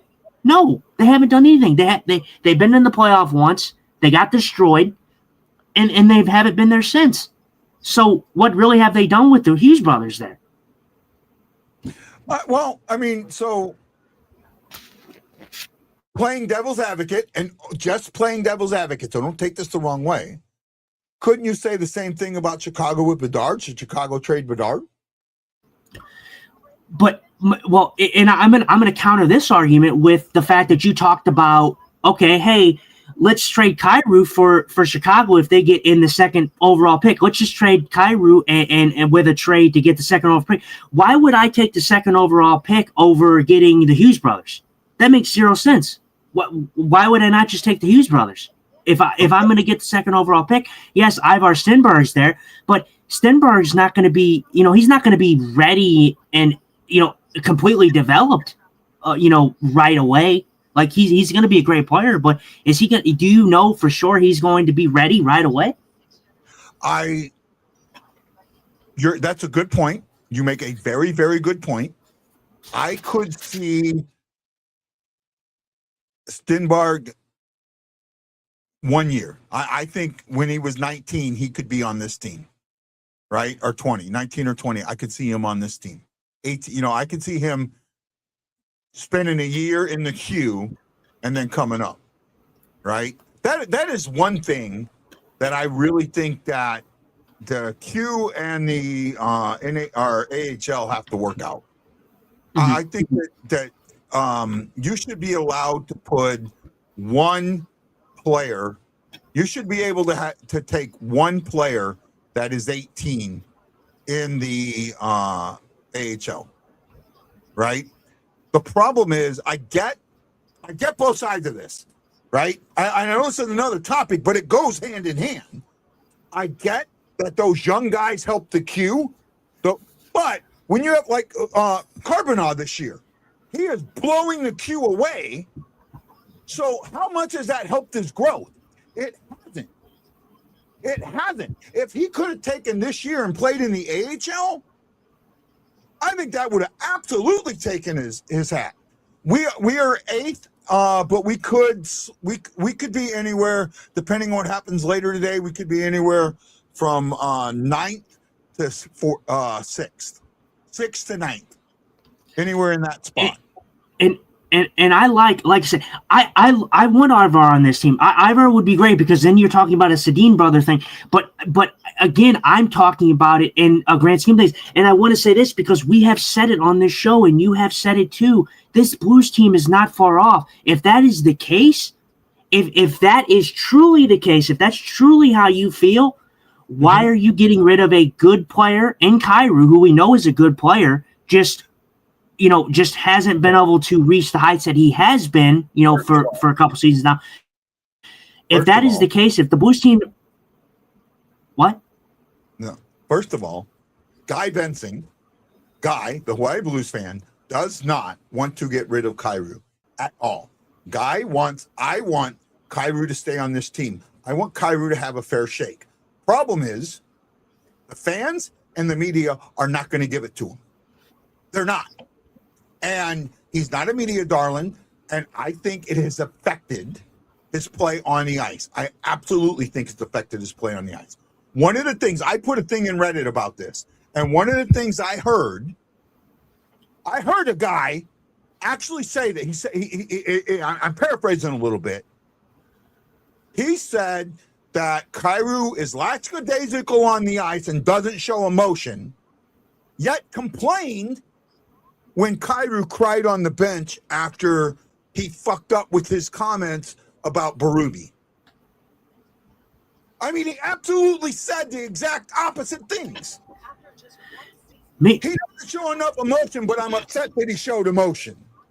Now, me, Justin Scott speaking here, I want Jordan Kyrou on this team too. I like him. He's a great player. I've said that numerous times. But I'm telling you right now, with the way that we've talked about in this show, if the Blues are not far off, if you truly do believe that, if you're sticking to what you've said, because I'm sticking with it, I don't think this team is that far off. If they're not too far off, why are you trading a good player in Kyrou for a chance at a pick that is not fully developed yet in Ivar Stenberg, if you can make that happen, over a guy that is proven that you could go out there and get possibly now with Kyrou being in that package. You're getting a superstar in return. You're getting a good player in return for Jordan Kyrou instead of hoping and praying that something works out with Ivar Stenberg. I think he's going to be a great player. I don't have any doubt in my mind. But is he going to be game-changing enough to where this team is going to be elevated? Again, you get rid of Kyrou, and you're talking about not getting rid of him for nothing. I'm not saying you're not getting anything, but yes, you're getting a second overall pick. But again, Stenberg is not going to be ready immediately. He's not going to step on he's not going to be in the Blue Note immediately. So you are setting your team back. If this team is not far off, why not trade Kyrou for a guy that's a proven piece that can play now and have the Blues be competitive? Because if they're truly not that far off, then you might as well get something that can play now. Because it's not just Kyrou that you're trading, it's what else you're losing. I want to this is Justin, you're a younger guy, so you don't have the feeling of this. You don't have this weight on you. You don't remember the Garth Butcher trade. That Garth Butcher trade destroyed this team. And I like Garth Butcher. I love Garth Butcher. But that trade was an absolute overpay. And it destroyed this team for 3 or 4 years. Right? It's what you have to give away with it. Well, you know what? Ryan says this, and I'm going to ask how many of you believe this. How many of you think that Kyrou is a lazy player? I'm asking everybody. Do you think that Kyrou is a lazy player? I don't. Do you think he's a lazy player? No, I absolutely don't think. I've seen players make more money and be more useless than Jordan Kyrou. So no, I don't think he's lazy. So yeah. Get that narrative has to die, because I don't think Kyrou's lazy. Because if he was lazy, although he does need to be on the board scoring more, he's not lazy, because a guy that's back checking and getting back and standing on pucks, that's a guy that's not lazy. Jordan Kyrou's defensive game has vastly improved. And Guy talks about, Kyrou doesn't need to be a defensive player. He needs to be a goal scorer. Although I agree with that, Jordan Kyrou has speed. So if Nathan McKinnon can be that type of guy to where he can score goals and play defense and back check, then there's no reason Jordan Kyrou can't do the same thing. So he's not a lazy player. But I got to ask this of Ryan Green. Ryan, I need to ask this because it's going to help me figure out. How old are you, bud? And give me a range. Give me a range, 20 to 25, 30 to 35, 40 to 45. Give me a range of how old you are, right? His work ethic effing sucks unless he has the puck, and even then he turns it over at an alarming rate. 36 years old. Okay, so you didn't get to watch Brett Hull play. You probably did not get to watch Brett Hull play. If you are here and watch Brett Hull play, didn't Brett Hull play the exact same way? Yes. And when I brought this up with the Kyrou stuff, and I kept getting told, well, Brett Hull scored 86 goals and he scored 70 goals and 74 goals or whatever it was. That's right. But he had an Adam Oates, and when Adam Oates left, he dropped all the way down to the 40s. Kyrou has never, for some reason, Kyrou's never had a guy with him that he's gelled so good. And not only that, I'm going to bring this up. 2 years ago, when he was, say again. I was say, well, I said he did gel really well with Holloway last year. Yeah, he did well with Holloway for a while. You're correct, right? Brett Hull can shut you up with his scoring. That was for 3 years. After that, he was in the 40s. Everyone forgets that. Once Oates left, he was back down to normal stuff. He wasn't scoring 100 points a game, 100 points a year anymore. Right? The difference, you know what the difference between Hull and Kyrou is? I'll tell you right now, I'm asking anybody, if anybody out there can tell me what the main difference between Hull and Kyrou is. What do you think, Justin? And I know No, it's that's not a good one. What? Oh, What's no, not a he didn't. Oh, my game went away. Is it back on?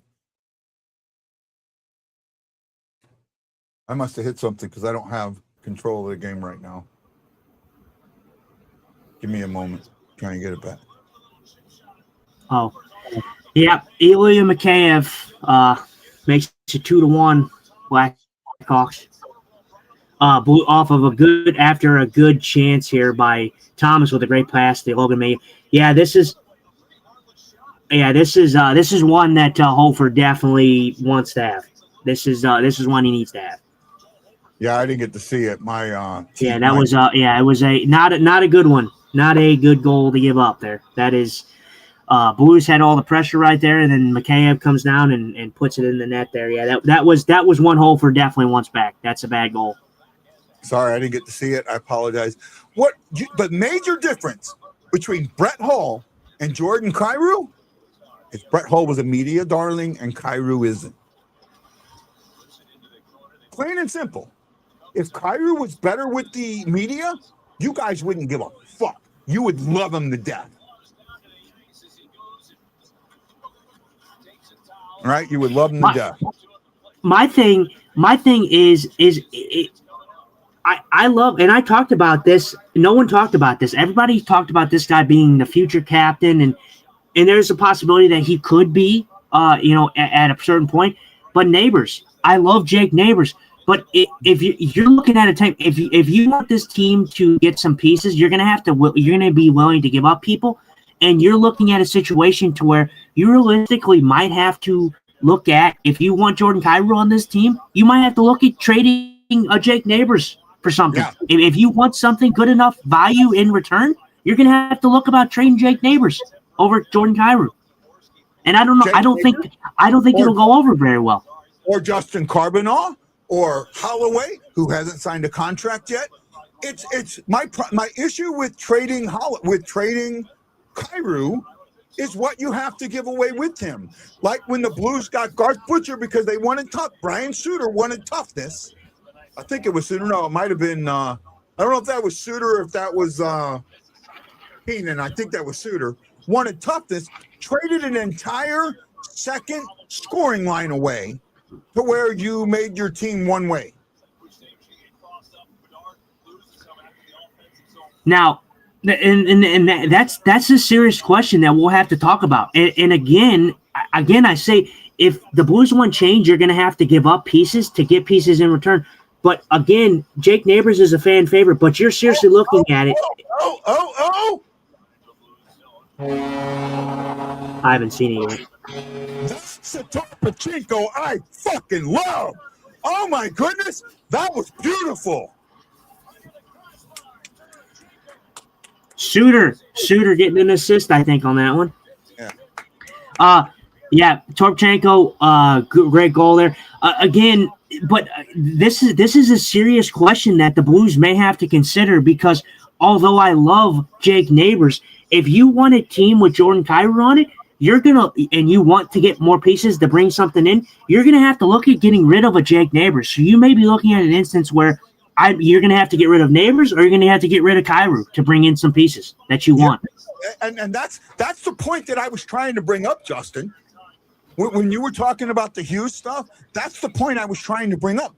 It's not just Kyrou, it's what else you have to give up to get these players that we're bringing up. What do you have to give up to get Robinson, right? You got to remember now, Robinson is going to want $10 to $12 million. Robinson's going to be, if you get Robinson, he's going to be the highest paid player on your team. And the thing is, you still got to find $4 million. Yeah, well, and that's fine, and that's if if that's what he's getting. If that's what he gets paid. Who knows? You never know what happens. Because player negotiations and everything like that, it all has to come into effect. But I'm saying that's all fine. I get that, and I get the whole pieces aspect. But if you want, I'm talking to Guy Benson. If Guy Benson wants a team with Jordan Kyrou on it, you're going and you think that this team still needs to add pieces, you're going to have to get rid of Jake Neighbors. You're going to have to get rid of those types of guys. But if you're talking about Jordan Kyrou, first of all, the trade that I gave you, that should not be a bad trade in your opinion. I gave New Jersey 2 first-round picks, Jordan Kyrou, and you can add some other pieces in there. If that is not a compelling enough trade for New Jersey, then that may be more concerning than anything because New Jersey hasn't done anything. New Jersey's in a position just like the Blues, but even worse than the Blues because they have not had any playoff, success. They haven't even been in the playoffs. They've struggled for years. So that would be a compelling argument for their future. And seeing as they have a new front office, you don't know what kind of direction they're going to go in. Maybe they think, okay, maybe they've tried this for a couple of years with the Hughes brothers and it just hasn't worked out. Maybe we need to go in a different direction. You don't know what they're thinking. I don't know what they're thinking, but you're true. Look, I got zero issue with you thinking out of the box. I have none. Okay, none. I think it's great. I love, just like Lance said. The problem I see is, first of all, I struggle seeing New Jersey trading both of them. And at the other point of this is, what will we have to give up? And I think that because I'm not a GM and because none of us are GMs, how we value players and how a GM values a player is a totally different thing, right? Do you want to know why? Do you want to know why I think Jordan Bennington was not traded at the trade deadline? Because the value that was on him was a lot higher than people thought. A lot of people thought that his trade value was low. And I think the majority of GMs out there knew that they weren't going to get Jordan Bennington for junk, that it was going to cost them to get Bennington. I absolutely believe that. I think that the way that we look at players and the way that GMs look at players are two completely different things. And if I could ever get a real GM, a former GM on this show, and I'm going to probably start reaching out to some, I would love to hear that. I would love to hear how they think. Well, again, I say, and that's the reason I lump the Hughes brothers in is because I feel that if you're going to do it, you might as well try to hit for the home run there. But the Hughes brothers, you have to think about it like this: they know it's a business. They don't have their other brother with them, and Quinn Hughes. Mm-hmm. If you're looking at a trade situation to where, okay, you don't get Luke Hughes, but you get Jack Hughes, I'll take just Jack Hughes. That first of all, if you just take Jack Hughes, first of all, that lowers what you realistically the amount of pieces that you have to give New Jersey. You give them Kyrie, you give them some picks. You can give them some. You can lower the value a little bit because the reason that it's such a blockbuster thing, and you have to give them a little bit more to entice them, is because it's two players, and it's both the Hughes brothers. Now, if you were just talking about an instance where, okay, you would only want Jack Hughes, fine, sure, balls to the wall, I would be fine with that too. But I'm sorry, I'm taking the Blues going out there and trying to push the envelope with a team that needs a change, also, just like the Blues, and getting pieces over a pick that isn't developed yet. I'm sorry. That's just how I feel. And I don't have a problem with that. I just, the one thing that I say is, you say, and I agree with you on this, that we're not that far off, right? Okay. If we're not that far off, my question is then, is Carbonneau the answer? If we're not that far off, this guy's been blowing it up. This guy, there's no one, I haven't heard anything bad about Carbonneau. Everything that, when we had Mike Meyer on, he talked about Carbonneau, but the Blues are absolutely going to have to make a spot for him, right? The other guys that we've got in the minors, we've got some guys that are there. Are those the guys to get us, the younger guys, offensive guys to get us to the next level? That's Carbonneau. Now, yeah. let me finish. That's why if you're looking at it that way, then that pick is exactly what I want. That Stenberg, Ivar Stenberg at number 2 overall, who might be a year away, is exactly what I want because we might only be a year away. So yes, in that case, that is where I am at with that. If that makes a teeny tiny amount of sense to you, bud.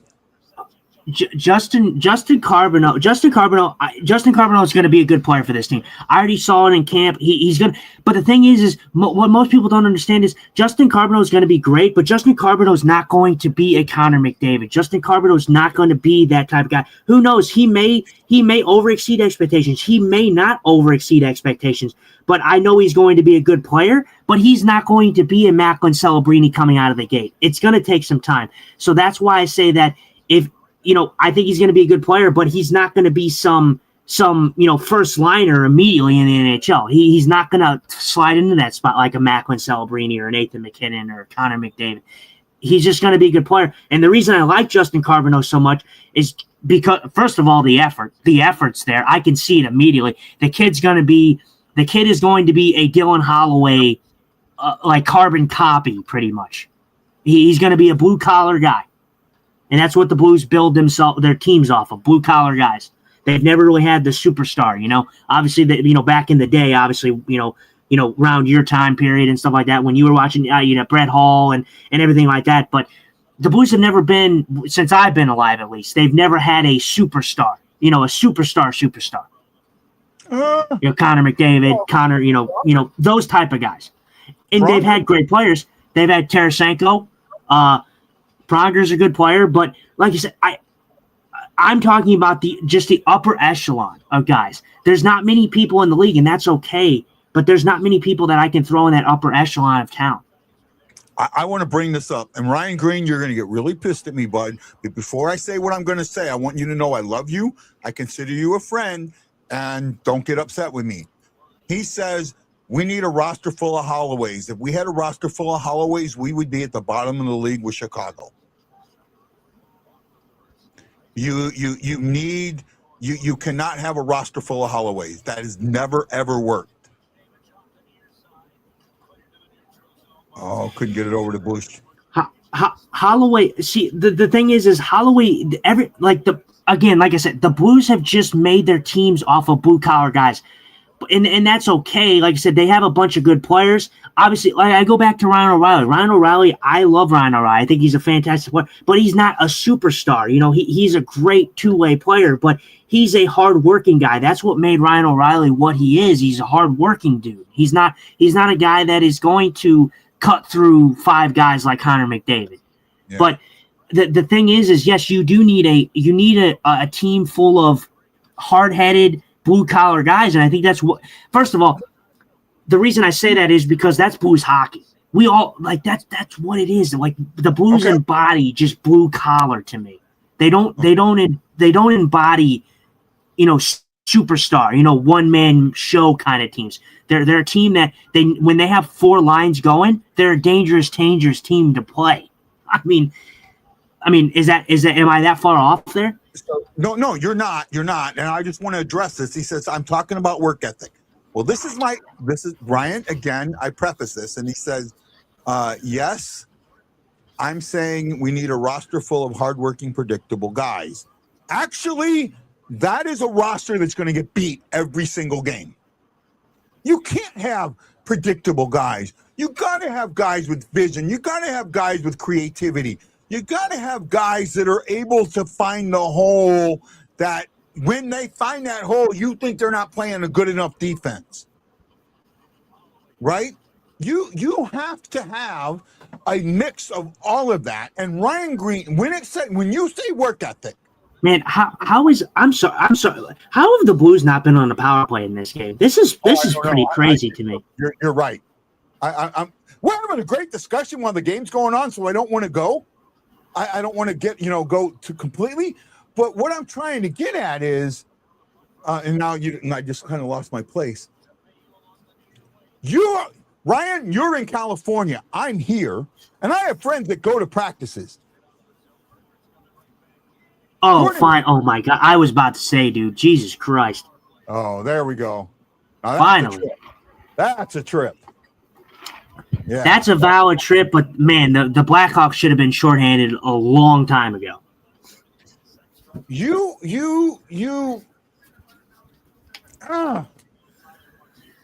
Kyrou has the work ethic. You just think you don't see it. And I think that he's playing his role. And you say he gives the puck up a lot, but what you don't see is that while he's down there, he gives the puck up, but there's no one there for him to pass it to. He had nothing to do. He held that puck as long as he could, but then you go, oh, he gave it up. I will never forget this. Remember the game? This was the year that Monty was there. The year that Monty was the offensive coordinator, and the Blues had 107 or 109 points. Kyrou scored 2 goals in that game and had an assist, had a 3-point game. And when he got asked, Berube was, and I'm paraphrasing a little bit, yeah, he did good offensively, but he gave up the puck in the second period, and he's got to get better at not doing that. So let me run this by you then. If we're not interested in that trade, how about we flip it then? How about we flip this and I go in a completely different direction? How about instead of the Kyrou thing, how about you do, if you don't want to get rid of Kyrou and you think Kyrou should be on this team when this team's good, why don't we do this? We keep Kyrou, but we take Jake Neighbors. We take a first-round pick. We take Zach Dean, something, you'd have to maybe add something else. Maybe they would want a Tyler Tucker or Matthew Kessel. Those are both young defensemen. How about you do that trade for Jake Neighbors and you get Nico Hischier? There you go. Nico Hischier's your second line center and he plays with Jordan Kyrou. How about that?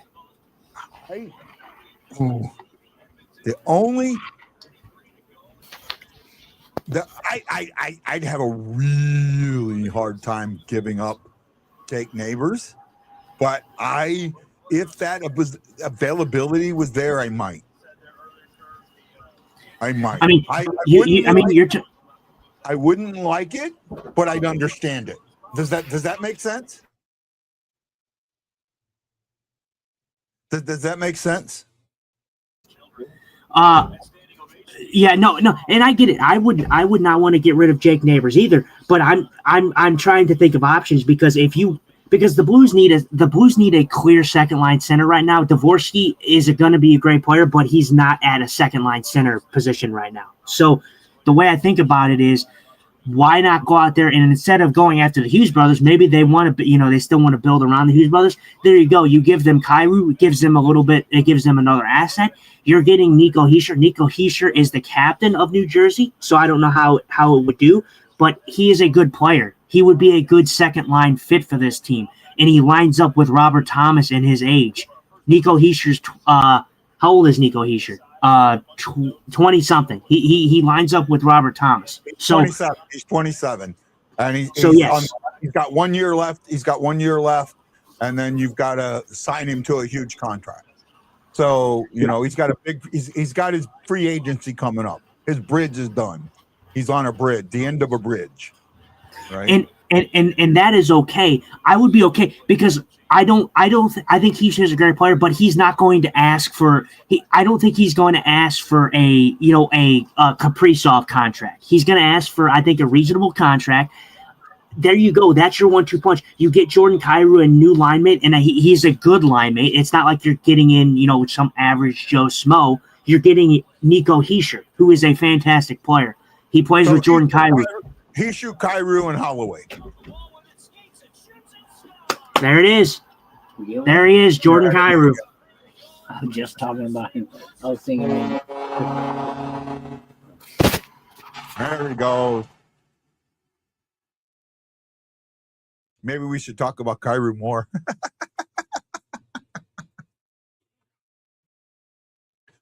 Hey, I want to say something to everybody. Yes, there's some conflict tonight, but me and Justin actually do like each other. We're just dealing with difference of opinions, and we're both passionate, and it comes out on the show. Don't be worried. We're fine. We'll take care of things. Is that a true statement, Justin?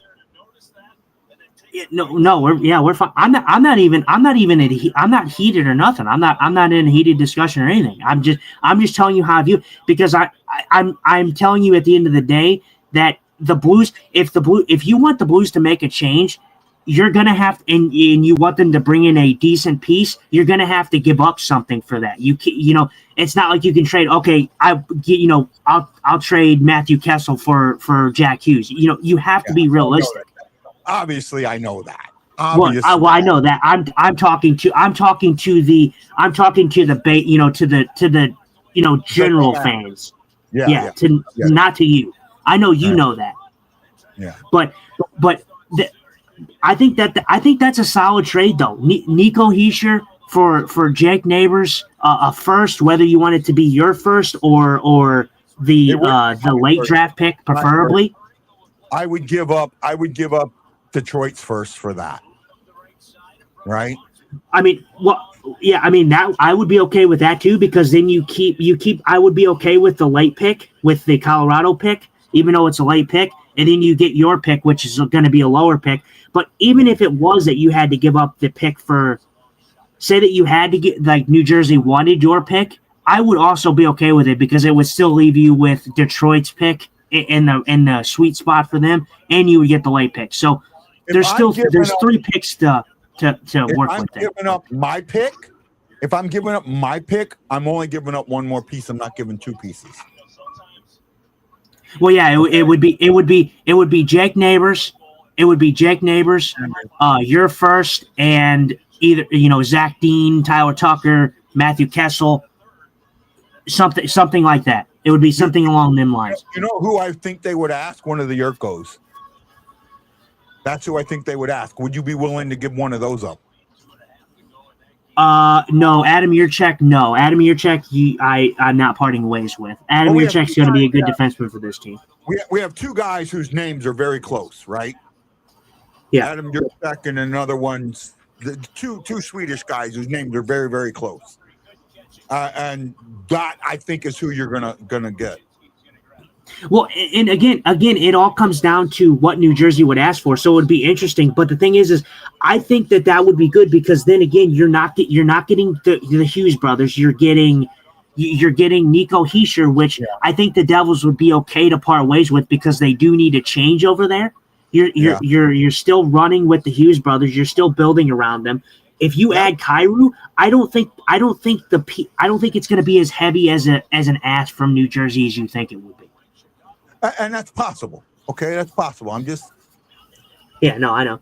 Again, I myself. Here's the thing. I think that Jordan Kyrou would benefit from a change of scenery. I absolutely do. But at the same time, I think the scenery could change around him. And that's the difference. The change of scenery that I want Kyrou to get is a scenery that he has now, not somebody else's scenery. I want the fans to back off. I want the media to sit there and stop being complete fucking dicks. And yes, I'm letting the sailor out, Hefner, if you're there. I want the media to stop being complete fucking dicks because he doesn't want to talk to you. I want them to stop nitpicking every fucking thing he does. I want the fans to accept the guy for who he is and say, okay, we're here. We're going to support you. Now you show us who you're supposed to be. That's the change of scenery that I want. Boy, I could not. I've been trying to figure out how to say that for about 2 months now. Did that come out right?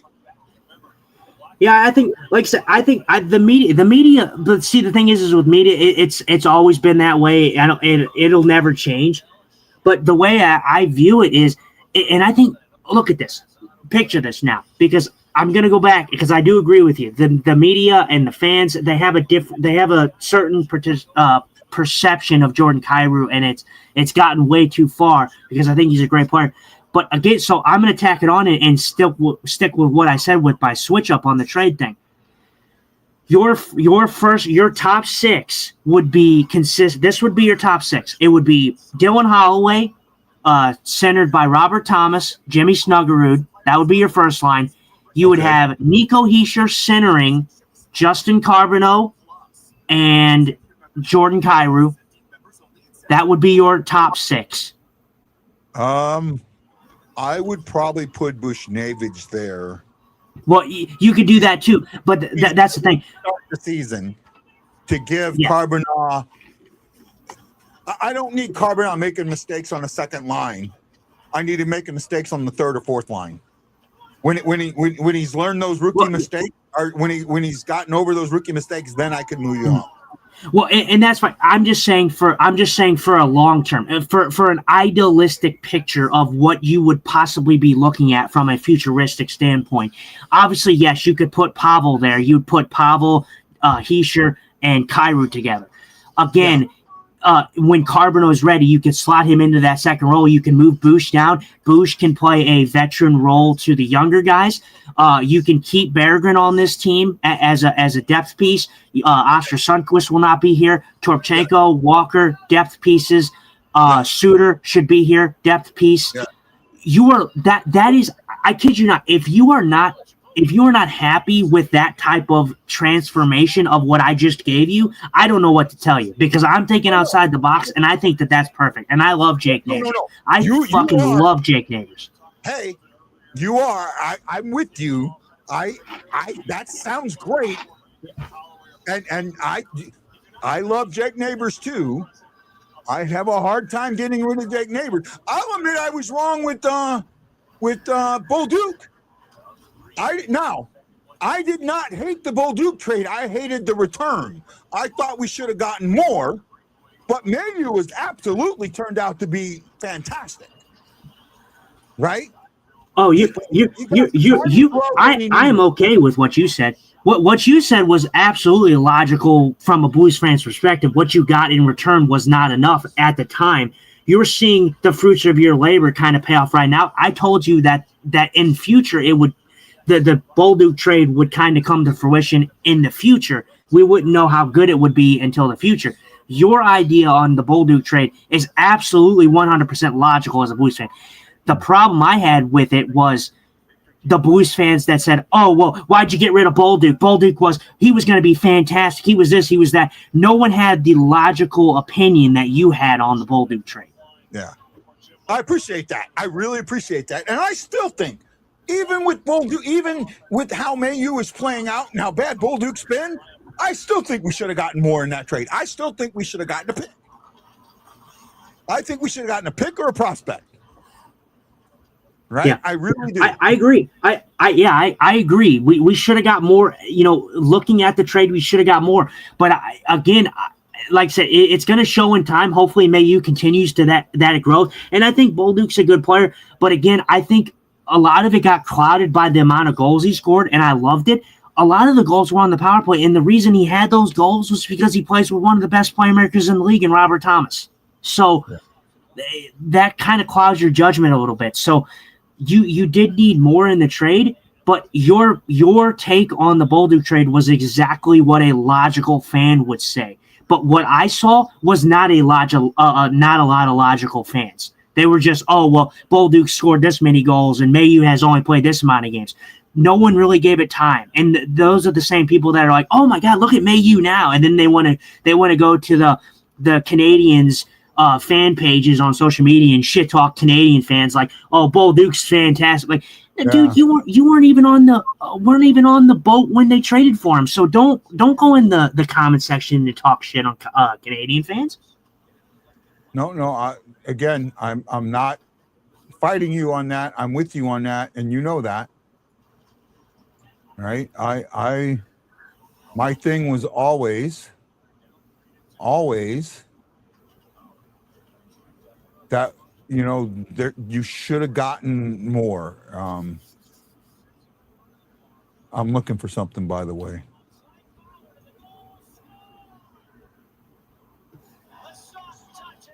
I know I have it. I just don't know where it is. Wow. Did you see it yet?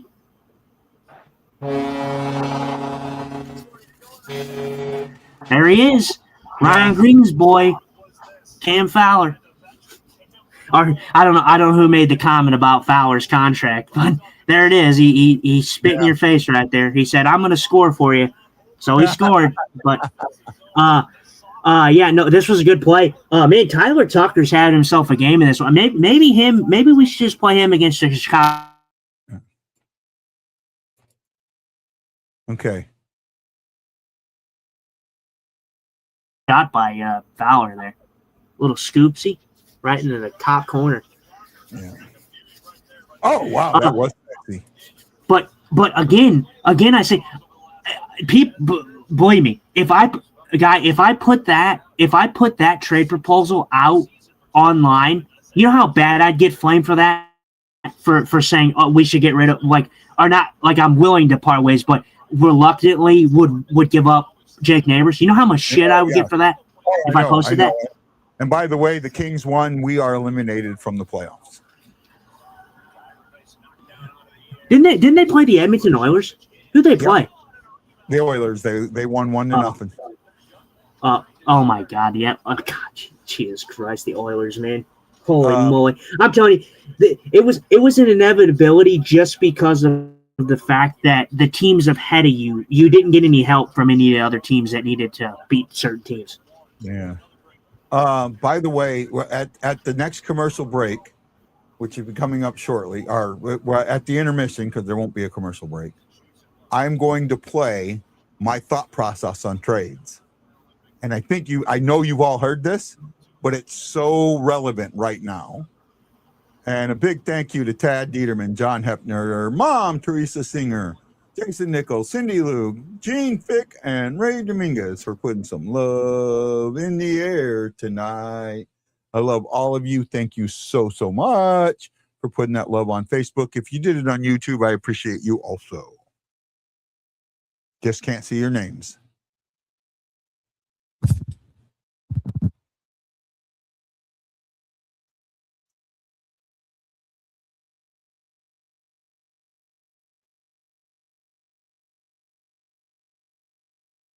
Yeah, they're going to show it now.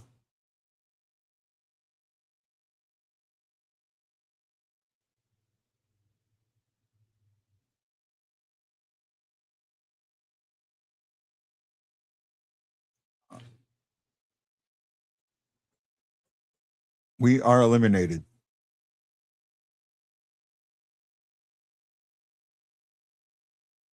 Next Thursday, join that show. Actually, I'm going to try and post that show here very shortly. Guy, Lance, Ashley, and Justin Eagle Eye Scott are going to give you our season ending show. Well, Blue season. We'll have other shows. I think me and Justin will we'll talk and figure out how often we want to do a show. I'm thinking once every week to 2 weeks after the season's over or during the playoffs, things like that. I'm thinking that we might do the Buffalo series. I might like to do the Buffalo series.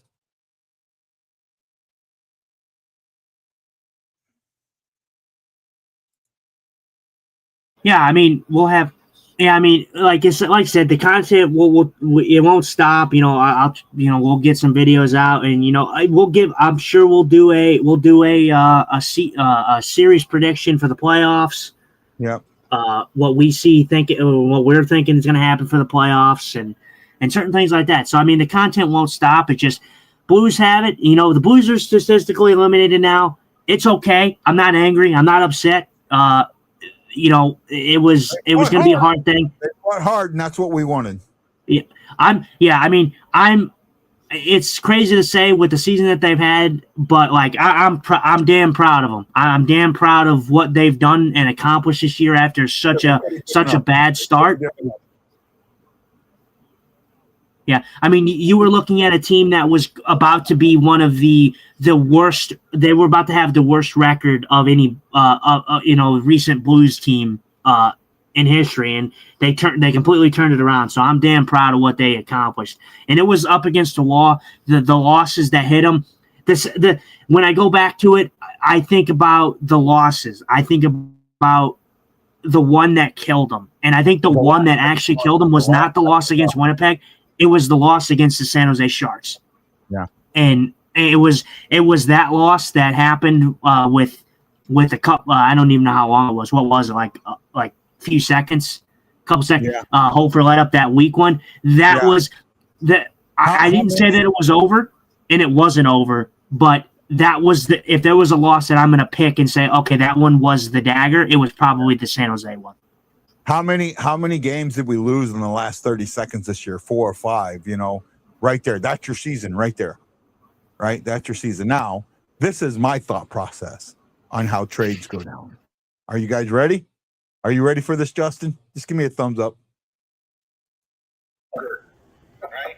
Here's another one. Oh my God, Scandella's the worst fucking defenseman, and I'm sorry, I'm going off. I'm pissed. I'm so sick and tired of here. Scandella's so fucking bad. He can't play worth a shit. Fucking trade Scandella for a goddamn bag of pucks right the fuck now. It don't work that way, people. That is how my thought process on trades.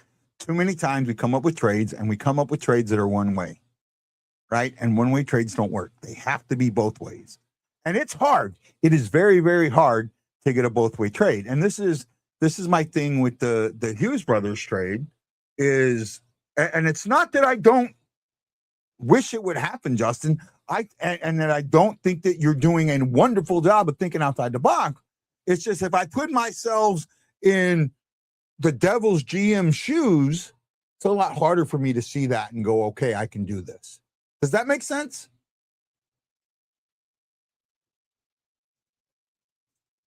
You're muted still. Again, for me, I think I like both trades in my opinion, but I think the trade that I'm leaning towards now that we talked about it, because I want Jordan Kyrou on this team too. Yeah, I'm leaning towards it. Like I said, the prospect of what I just told you with the whole lineup. Like I said, you're looking at a good top 6 right there. Jordan Kyrou gets a different line mate to play with. He gets a good player in Nico Hischier because he is a good player. He is a proven player. I think it could be a possibility. Now, the reason I say it could be a possibility is because Nico Hischier, I think that they do have a okay, like kind of a assurance, I guess, that they would be okay with parting ways with Hischier. It would be tough, but again, your big money is over with Jack Hughes. So, biggest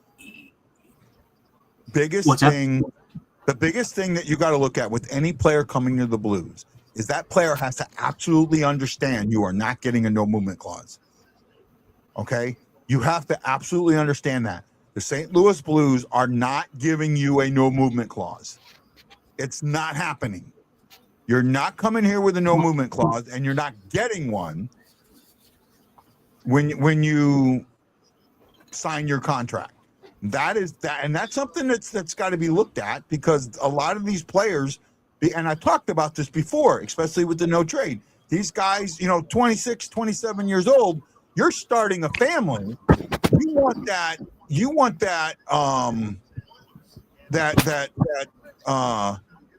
security of knowing you're not moving anywhere, right? You want that, and a lot of guys, and the Blues don't give it. The Blues don't give it at all. What is it? And this is another aspect of why the option of getting rid of Neighbors instead of Kyrou. The reason that this is so likely is because Jake Neighbors has no say. Jake Neighbors cannot veto any trade. Jordan Kyrou can veto any trade he wants. So, again, it is hard. It is so hard for me to part ways with Jake Neighbors. But again, I ask, where is the cap for Jake Neighbors? If I can sit here and confidently say that Jake Neighbors can be a consistent second line guy, then yes, it is way hard to part ways with him. But for me, he hasn't shown me completely that he can be a consistent second line guy consistently. So that's why I say that this trade proposal that I have said, I think it's very interesting, and I think that if I hope Lord, I hope someone at the Blues is watching this and taking notes and bringing this to Doug and Steen, because I think what I just said, I think if that prospect to any Blues fan is not exciting to you, I don't know, because I think obviously you don't watch the Devils, but I do. I watch a little bit of different games and stuff like that. Heischer's a great player, man. He's a fantastic player, and if you bring in him without giving up Jordan Kyrou, I mean, you're only adding to your team. And if that's the case, if they get Nico Hischier, I think this team's easily in the playoffs next year. But let me ask you this: what if there was a way that you could do that trade without giving up either Neighbors or Kyrou? I mean, in an idealistic world, sure, but you have to be realistic. I mean, what would you give up? Here's what I'm willing to give up. My first round pick, Colorado's first round pick, Justin Carbonneau, Adam Yerkel, or the other Yerkel, one of the two Yerkos.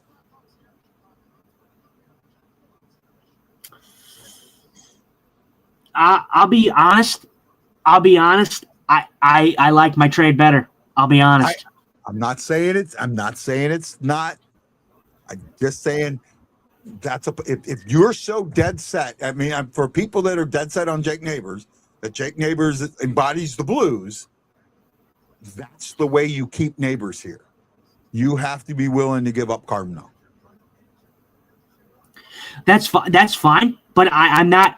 Well, first of all, I'm not adding Justin Carbonneau and Adam Yurchek, because then it sinks your prospect pool a little bit. I know you said either Yurchek, but your big money is going to be in Adam Yurchek. Adam Yurchek is going to be a good defenseman for this team. So for me, I like mine better. I love Jake Neighbors, but again, I have to think about what the Blues need, and the Blues do need a solidified second line center. And they're getting that in return without giving up Jordan Kyrou. Because do I think? Let me ask you this: Do you think the ceiling, the performance ceiling, and the star level ceiling is higher for Jordan Kyrou or Jake Neighbors? Oh, that is a tough question. I think it's pretty easy. But that's just me. It should, to me, the answer should be the ceiling is higher for Kyrou, but yeah, Neighbors could. He's not a goal scorer per se, but he could be a goal scorer. Hi, Kelsey. Thank you for being on the show last game. You did a wonderful job. We appreciate you. Both me and Justin appreciate you for filling in. Thank you so much. By the way, go ahead. No, go ahead. We'd like to bring you on for the Pittsburgh game. If you want to come on and join us during the Pittsburgh game, we'd like to have you. I'm going over and looking at some stuff now. I thought we had another guy with a name similar to Yurchek. Yurchek. Yeah, I thought we had another one, like a Jerko or something like that. Did we trade him or? Because I don't see him on here. I'll be honest, guy. I'll be completely honest with you. Like, not to be a dick, you butcher the shit out of names. So when you say something, I don't know. Sometimes I could be like, what the actual hell are you talking about? Yeah. We had two guys that had names similar. Mm-hmm. Right? And I'm looking at it. I don't know. Well, Yari Pekarik, maybe that's who I'm looking at. Paterka. We have an Adam Yerko, who's a forward, right? We have an Adam Jechcho,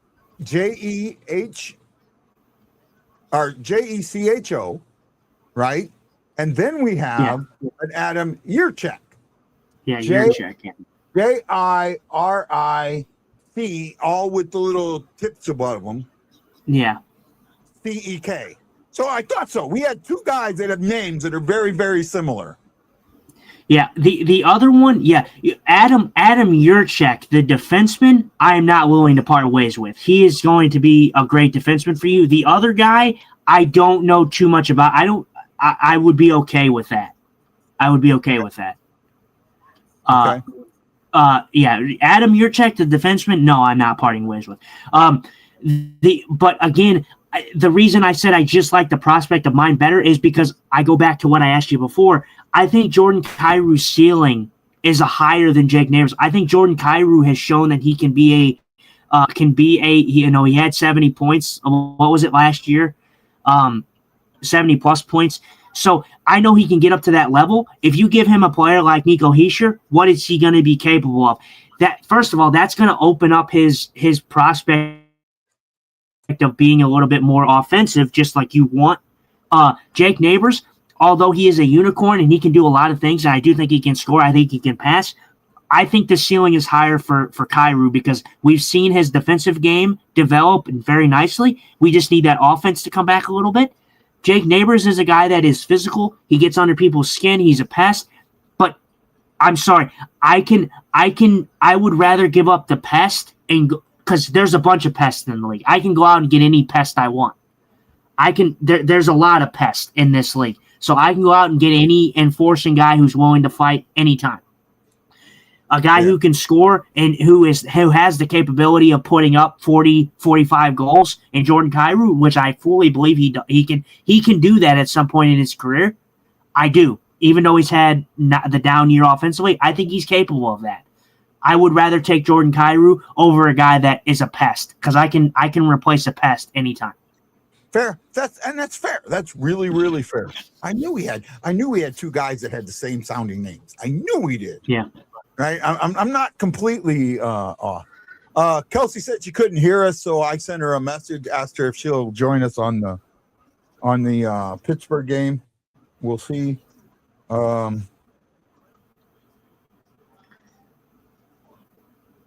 Yeah, I think that's a great prospect though to think about. And like I said, it would be so difficult to give up Neighbors. But I think if you're looking at a team that would realistically be, like I said, Holloway, Thomas, Snuggerud, Kyrou, Hischier, Bush at this moment, and then you slot in Carbonneau, eventually Dvorsky centering that third line with you could possibly put him with Suter if you're going to put him on the wing. You have depth pieces like Berggren, and then you have obviously the other depth pieces that play on the fourth line in Walker, Torpchenko, Finley.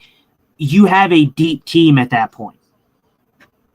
So I think that what I said I think is pretty sounds pretty damn good to me. But no, it does. It's hard. If I could find a way to keep Neighbors without killing the organization, I would. Right. But I don't know if you can. And that was something that I threw out there, the four young pieces for him and, the possibilities there. But I got to use the restroom and get something to drink. Can you cover for a second? Yeah, I got it. Yeah, no, and like I said, I like that thinking there, but the problem is I talk about future and not giving up like big pieces for prospects that haven't panned out. Like we haven't seen what we got in Justin Carbonneau. Adam Yurchek's not here yet. We haven't seen these guys play yet, so hopefully they live up to the hype. But my issue with doing that is I think Hischier's a great player, but I don't. It's like the reverse of that. For me, I don't think that it kills your franchise if you trade a guy like Jake Neighbors. I think he embodies what Blues hockey is. I think he's exactly the example of it. But you do have guys on this team that also embody what Blues hockey is. Nathan Walker, Torpchenko, Dylan Holloway. Those types of guys embody Blues hockey. So you still have pieces there. So I don't think it ruins your franchise in that regard.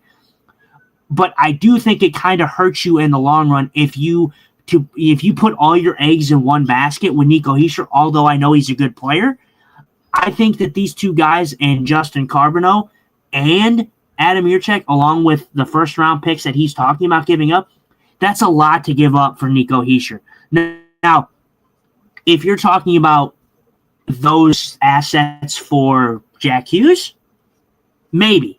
Jack Hughes is a good enough player in my eyes that he's a game changer that I think that you could do that. Nico Hischier is a fantastic player, but I don't think he's on the level of a guy, he's not quite on the level of a Nathan McKinnon, a Connor McDavid, a Jack Hughes. Those guys can change the game in any switch of a dime. So that to me is a big ask from New Jersey to the Blues. If they said, okay, we'll give you Nico Hischier, but we want 2 first-round picks, your 2 best prospects that you're looking down in the pipeline, that's a huge ask.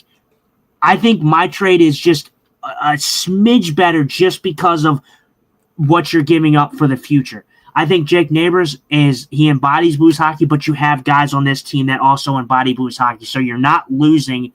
You're losing a great player. You're losing a guy that embodies it, but you're still not giving up all the pieces that embody Blues hockey.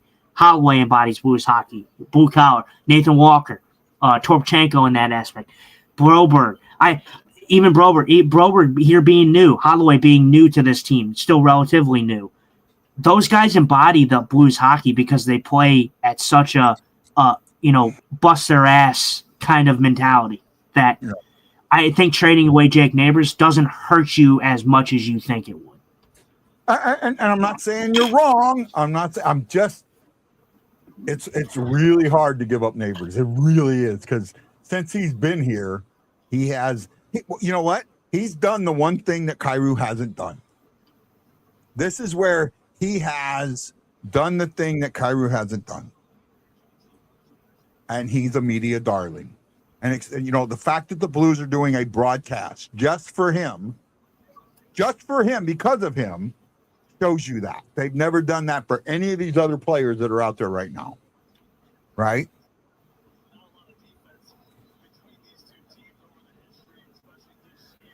Yeah, I think, like I said, in a perfect world, yes, I would love to give up. I would like to not give up either guy. But the thing is I think you're really listening, and no one has brought this up. I'm the first person that has actually physically brought this type of conversation up, because Jake Neighbors has not been a talking point. The only talking point he's been in has been captaincy.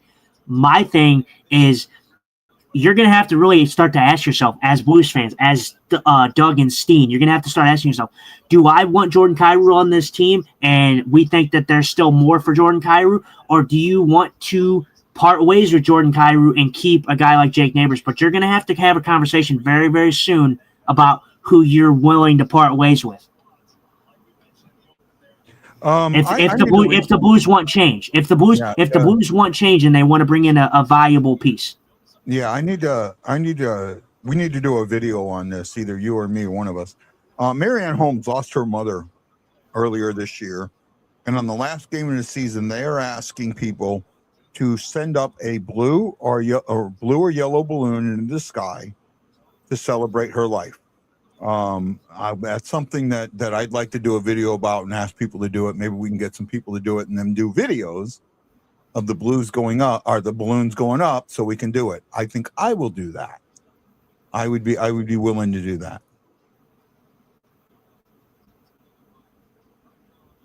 Mm-hmm. I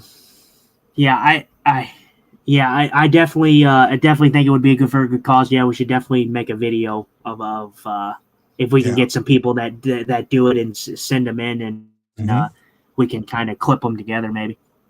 Yep. I will. I'll try and do a video for that tomorrow on TikTok. Is that okay? Yeah, that's fine. You run the TikTok. I try and let you run the TikTok. So if I'm going to do something on our TikTok, we both run it. It's not just me running it. I just do a lot of the video. Yeah. I just don't want you to think that I'm taking over something that you're very, very good at. And that's, oh, nice. Wow. Good save. Oh, that should have gone in there. That I will say this, Hofer is getting better and better and better, and he is getting better at puck management. The one thing that I have complained about the most, and I admit that, he is getting better at. I still under the argument that he needs a veteran backup for another year. And I think Holloway should change his number. Oh, Justin froze on me.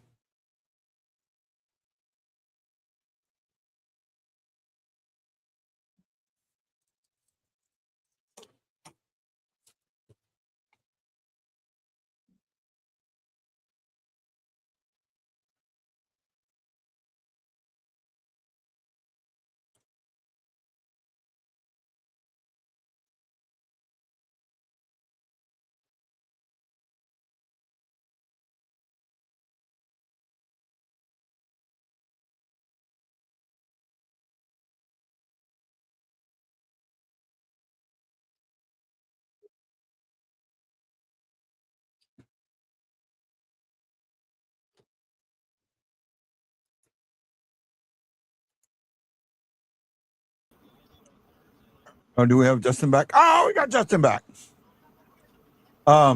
Did you hear me talk at all? I was talking, or I was hearing it, but then I froze. But then it. I was saying that I was giving Alford credit for his puck handling, his puck management has gotten better. Mhm. It still needs work, but it's gotten better. I still think that he could benefit from a veteran backup for another year, maybe a year and a half. But he has, and I've seen it this game. He hasn't gone behind the net as much, and you know that last one where he gave up that rebound and immediately got over to the other side. His puck management has gotten a lot better, and it doesn't feel like when Kelsey was on, we talked about this. It doesn't feel like he's, you know, it always felt like he was panicking when he got the puck, or you know, he wasn't, you know, he would feel the pressure and then get rid of the puck without paying attention to, you know, looking and maybe even holding on to it for just a second longer, like Bennington does at times. You know, Bennington have two guys right there, and he's still got that puck waiting for a guy to get in that spot. Mm-hmm. There's there's like I said, that's gotten better. There's factors, like I said, there, and you know, now that the Blues are eliminated officially, there's factors to this season that I do take into account too. I don't expect this Blue. First of all, even if Jordan Bennington is on this team, I'm not going to hate it. Like, it's not something that I'm going to, oh my God, I'm going to riot because Jordan Bennington is still on this team at the start of next year. I'd be okay with that. I don't think the goaltending is going to have as bad of a start as they did this season. That's a factor. I don't care what anyone says. We talked about goaltending, and it's been vastly improved since, couple months in. The start of the season, the Blues goaltending was not up to where it needed to be. No. That's a factor of why the Blues started so poorly. The injury bug didn't hit them, and then the injury bug severely hit them to where they were really injured. So injuries played a part in this season, I think. Obviously, the Blues did not play up to stuff, in certain games and everything like that. But injuries did play a massive part in why the Blues struggled so early on in the season. Goaltending struggled in the beginning. It got better. Like I said, I just think that this team, the team is going to have a better start next year. I think that we talked about it. I think go ahead. And I haven't talked about this, and I've talked about it a little. Do you know what I think happened on the very first game of the season? When Minnesota scored quickly, and I think they scored with in the first couple of minutes of that game, right? That home opener, yeah, season opener. The sting of the Winnipeg game hit them, and it never went away. This team, and that's why, because they even lost a game, like they lost a game early in the season in the last minute. Right, I don't remember the exact game, but they lost one of the first 10 games in the last minute. I remember that. That all of that, it never left them. This team was never able to erase that, and the defensive mindset came back. And I have talked about that. I do think the defensive mindset came back. Did you see T.J. Hughes signed after Michigan got eliminated from the Frozen Four? He was the most coveted college free agent. I was hoping we would have gotten him. It's hard to get college free agents. You got to remember, some of these quote unquote college free agents aren't as free as you think they are. Teams have been scouting them, and they're talking to these guys even when they're still, so they pretty much know where they want to go.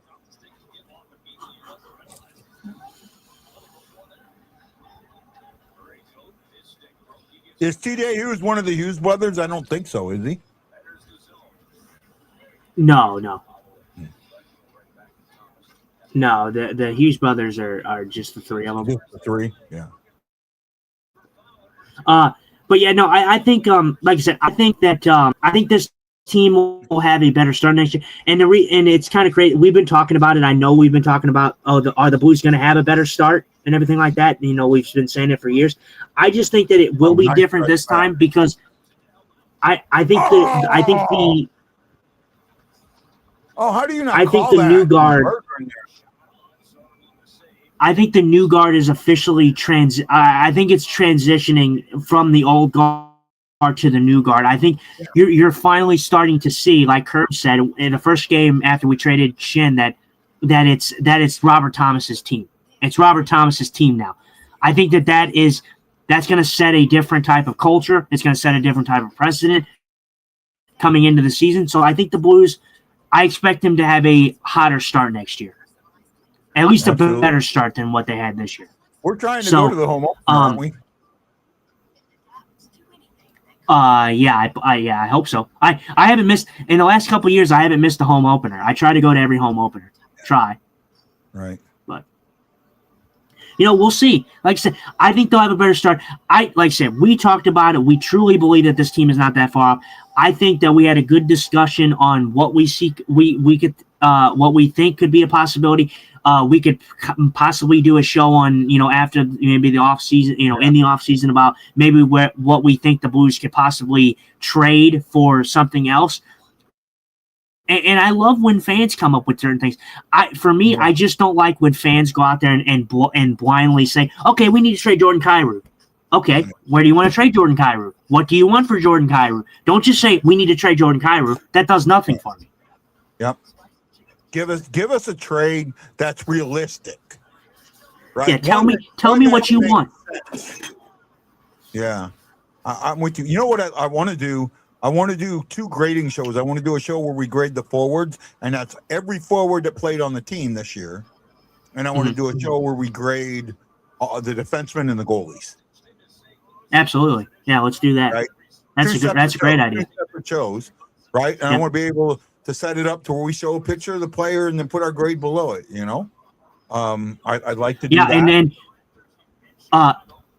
and I don't want to make it like an extremely long show. We can mostly do it, but again, to people out there that are watching, if you're watching like Lance or Kelsey or someone who's been on this show before, maybe we can get them on. Maybe we can bring on. Maybe if Lance wants to help us with the forwards and Kelsey wants to help us defensively and the goaltending.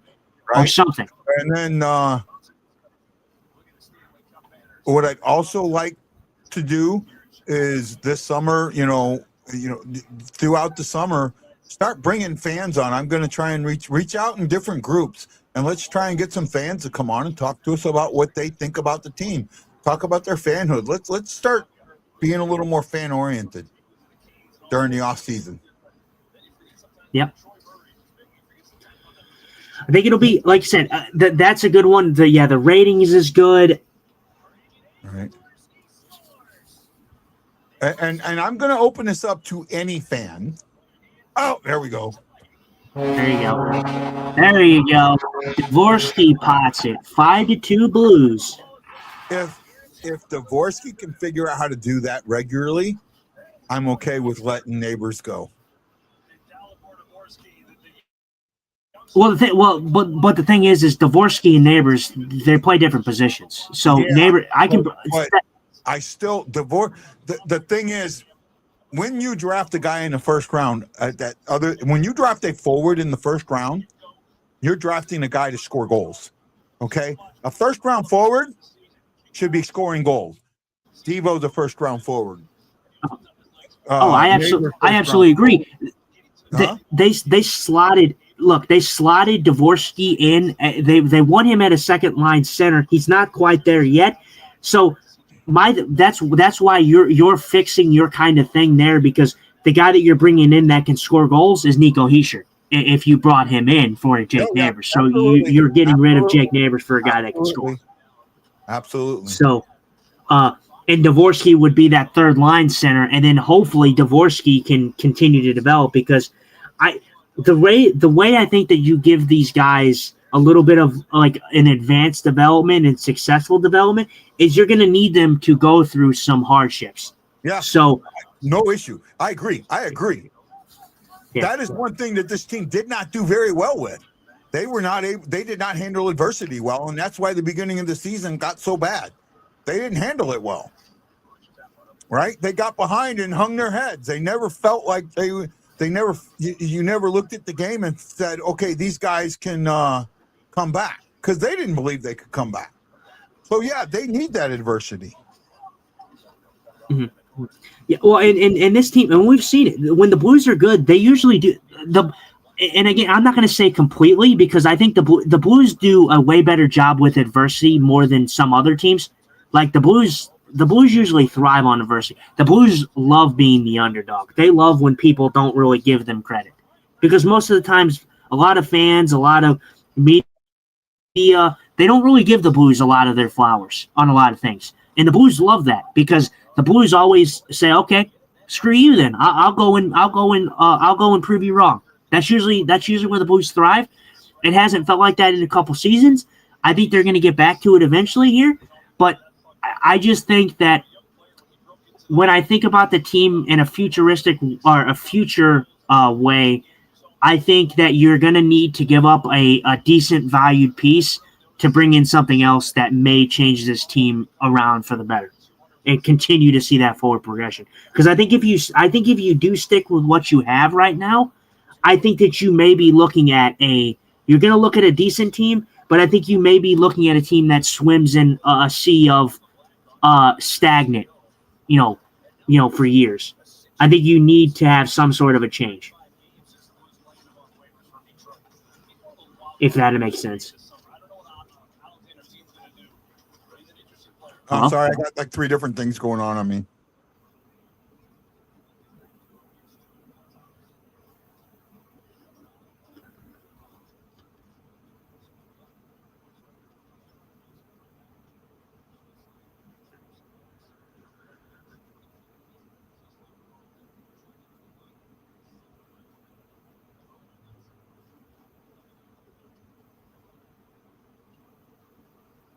And I also look at it like this too, that Nico Hischier. Well, first of all, I think Nico Hischier will have a little bit maybe of a higher ceiling than Jake Neighbors may have as well. Nico Hischier, first of all, is going to be a guy I think that does pan out for you, and it does have a decent type of career here if he was to come here. But he's a guy that you can also use as a piece too. He would be a guy that would be able to be a bargaining chip for anybody. So, not that you would want, not that I'm thinking about anything for, getting rid of him or anything like that, Right. but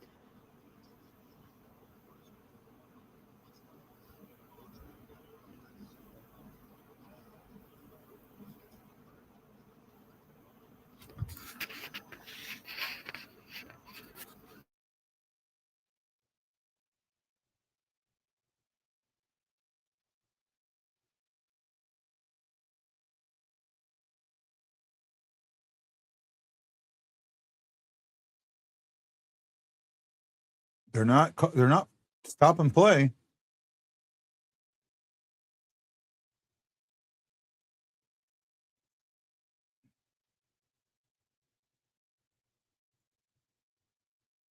Oh, he's hurt.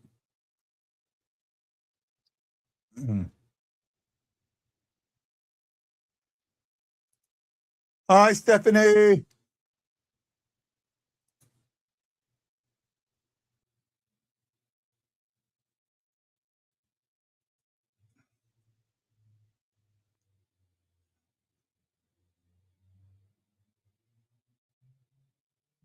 Oh, he went right between. He nutcrackered that.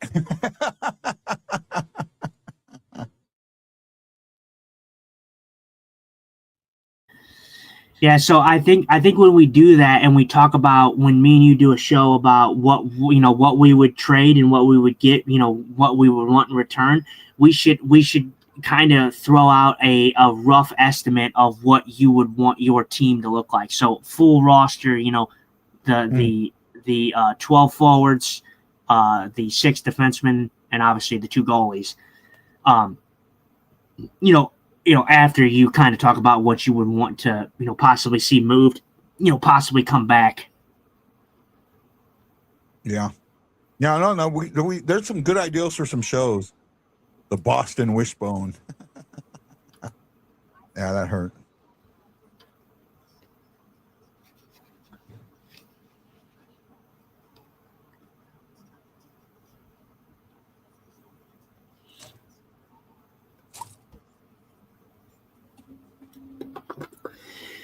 Leave it up to the Oilers to ruin it. Jesus, Oilers. Yeah. I kid you not. Go ahead. I kid you not. Again, I'm talking about it, and I'm still holding what I said on everything like this. The fact that I'm looking at a prospect of the LA Kings, the Nashville Predators, or the Winnipeg Jets in the playoffs against the Avalanche is just comical to think about. I'm sorry. I'm sorry. Of those three teams, I can see one team maybe getting them to 6. I see everybody else out in 5 or less.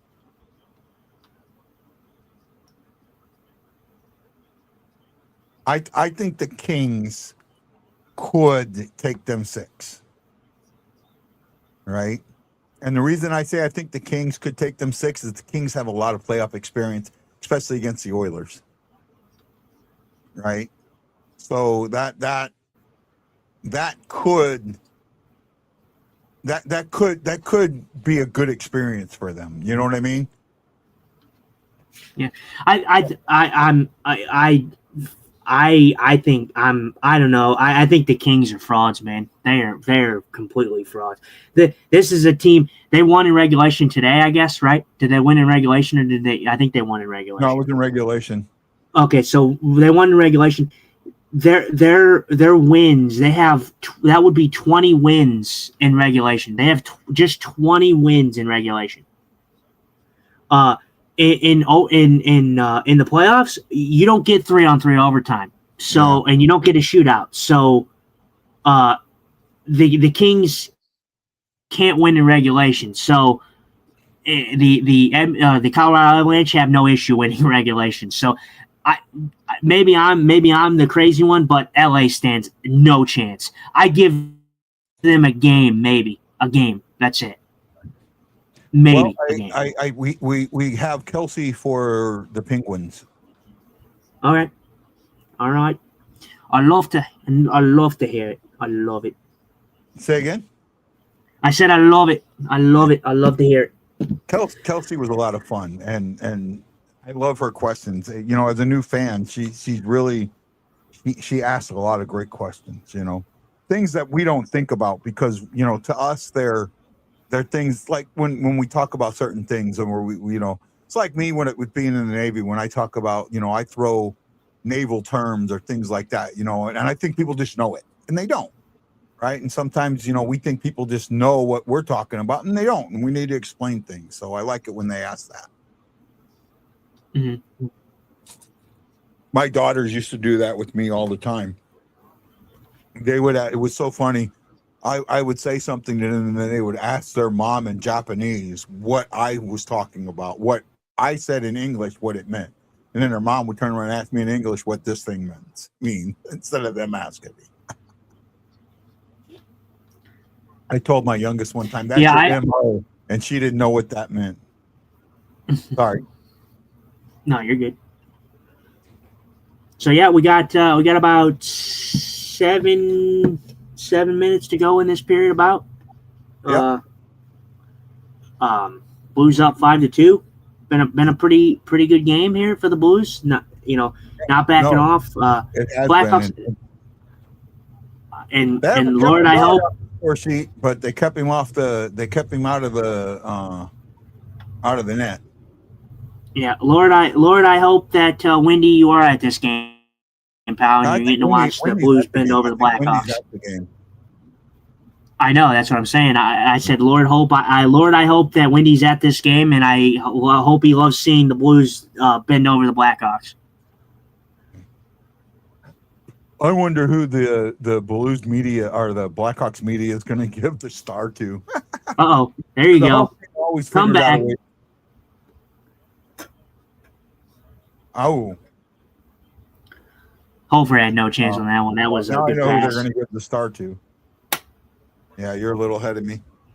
That was a good pass. I don't know who passed that puck. Mikheyev gets his second one. Yeah. He'll definitely be on the star sheet for sure. Yeah. He'll get the second star. Oh, yeah, Bertuzzi, yeah, man. Good pass. Hofer had no chance on that one. Mm-mm. That's just a good pass. Yeah. Oh, good pass. That was on Mayu puck watching. Mayhew's not covering the guy coming down. He's puck watching. Mayhew didn't. That was on Mayhew. Right. That was on Mayhew puck watching.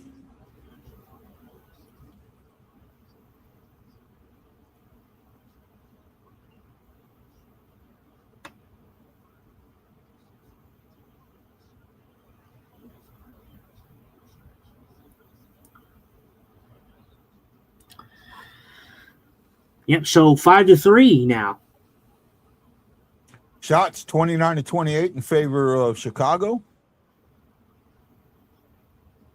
Should be getting an empty net here in a second. Soon. I'd say at the 4-minute mark they pull them. Because they want this win. The Blackhawks are in an interesting spot. They're obviously going through the rebuild, of course. They're in an interesting spot. They do have. I think they're locked in. I think they're locked into that second spot. Could be wrong. Yeah, no, I just was saying because the Blackhawks do have the prospects.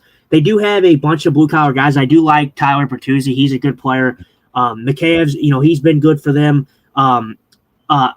Mangiapane's a good player for them. They do got blue collar guys over there. A game like this game is, it's 5-3. They have 30 shots. A lot of them pretty routine. Not a lot of grade A chances. This is kind of why I say that the Blues are ahead of the Blackhawks. Yeah, I agree. In the process. I agree. Yeah. Obviously the different scenarios. The Blackhawks, they went through they're going through the rebuild situation, while the Blues are kind of like we talked about in the replacement retool situation. Yeah. But these types of games show me that the Blues are that they're further ahead than the Blackhawks are. I agree. I mean, the Blues for the most part felt like they've controlled the play, even though at one point they were down 2-1, but they never panicked. And it feels like the Blackhawks are already panicking. They've been panicking this whole period. It felt like to me. They're not. So the Blackhawks are not locked into that position, but they're locked into the worst they could get is the fourth, being in the fourth spot. Mm-hmm. Well, and I go back to the game where the Blues got demolished by them, and that was the time when Hofer was definitely to blame for that. Yeah. But the goaltending was tough at that point. The way that I view that game is I look at that game and I still think about the score and everything. If you look at the game, when we went to that game, the Blues controlled a lot of the play in that game. The Blackhawks would come down. Mistakes ended up in the back of the net. Yeah, mental mistakes killed them. Yeah, the Blackhawks didn't have a crazy amount of ozone time. They had the in the zone a couple times off the rush. That was the Blackhawks. Hofer making a behind the net mistake. That was their extent on the goals that they scored in that game. The Blues controlled the shots. They controlled the play in the ozone. The Blues were the more dominant team and just lost to a bunch of chances. Yeah. They panicked. The Blues panicked consistently. Well, we're at the 3-minute mark, just under the 3-minute mark, and they haven't pulled the goalie yet. So I don't think they are. Well, I mean, they haven't really been in the zone yet, though. Yeah. So, I don't think this is a game they actually don't want to win. Yes, we've officially been eliminated. Yep, officially gone. But I mean, both these teams are gone. I think Chicago's been statistically eliminated for a while. They've been eliminated for a while. They were the third team eliminated. Tuesday game, Monday game. Actually, no, they weren't. There were other teams eliminated before them. I take that back. Oh, nice spin.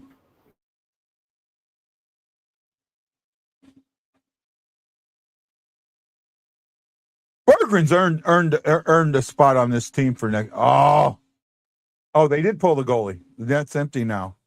Blues have control in the zone with an empty net. Somebody put that in the back of the net. Don't screw this up.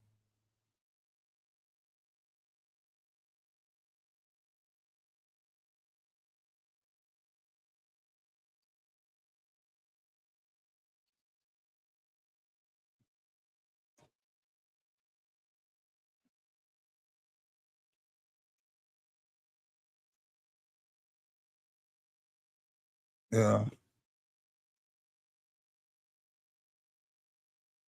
Hofer, good save.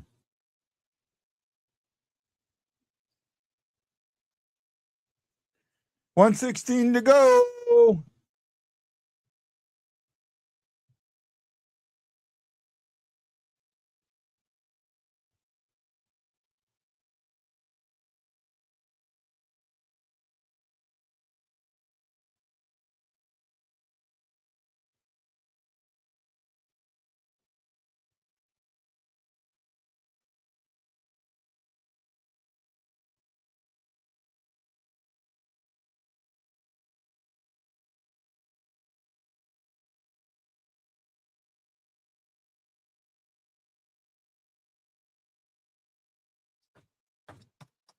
Timeout, Blackhawks.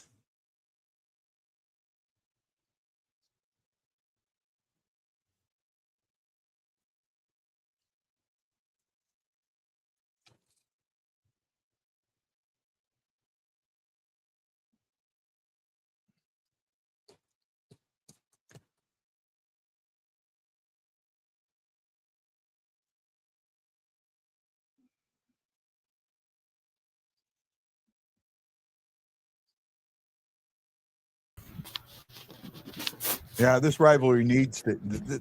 I've always said you need the Blues and the Blackhawks to both be good. It makes the rivalry better.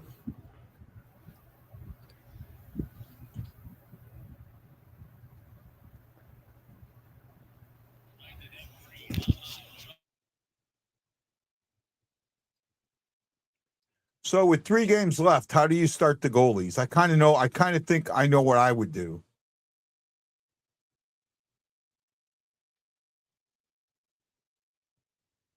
I think I know what I would do. I think you stick with what you're doing. Hofer gets Minnesota and Utah, and Bennington gets Pittsburgh.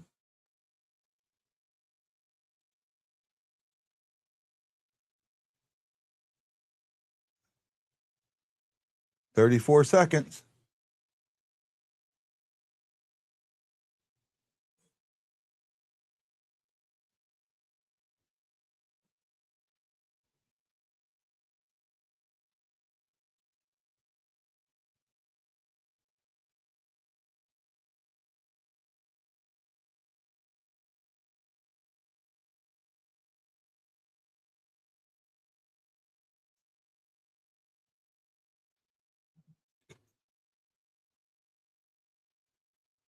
That's it.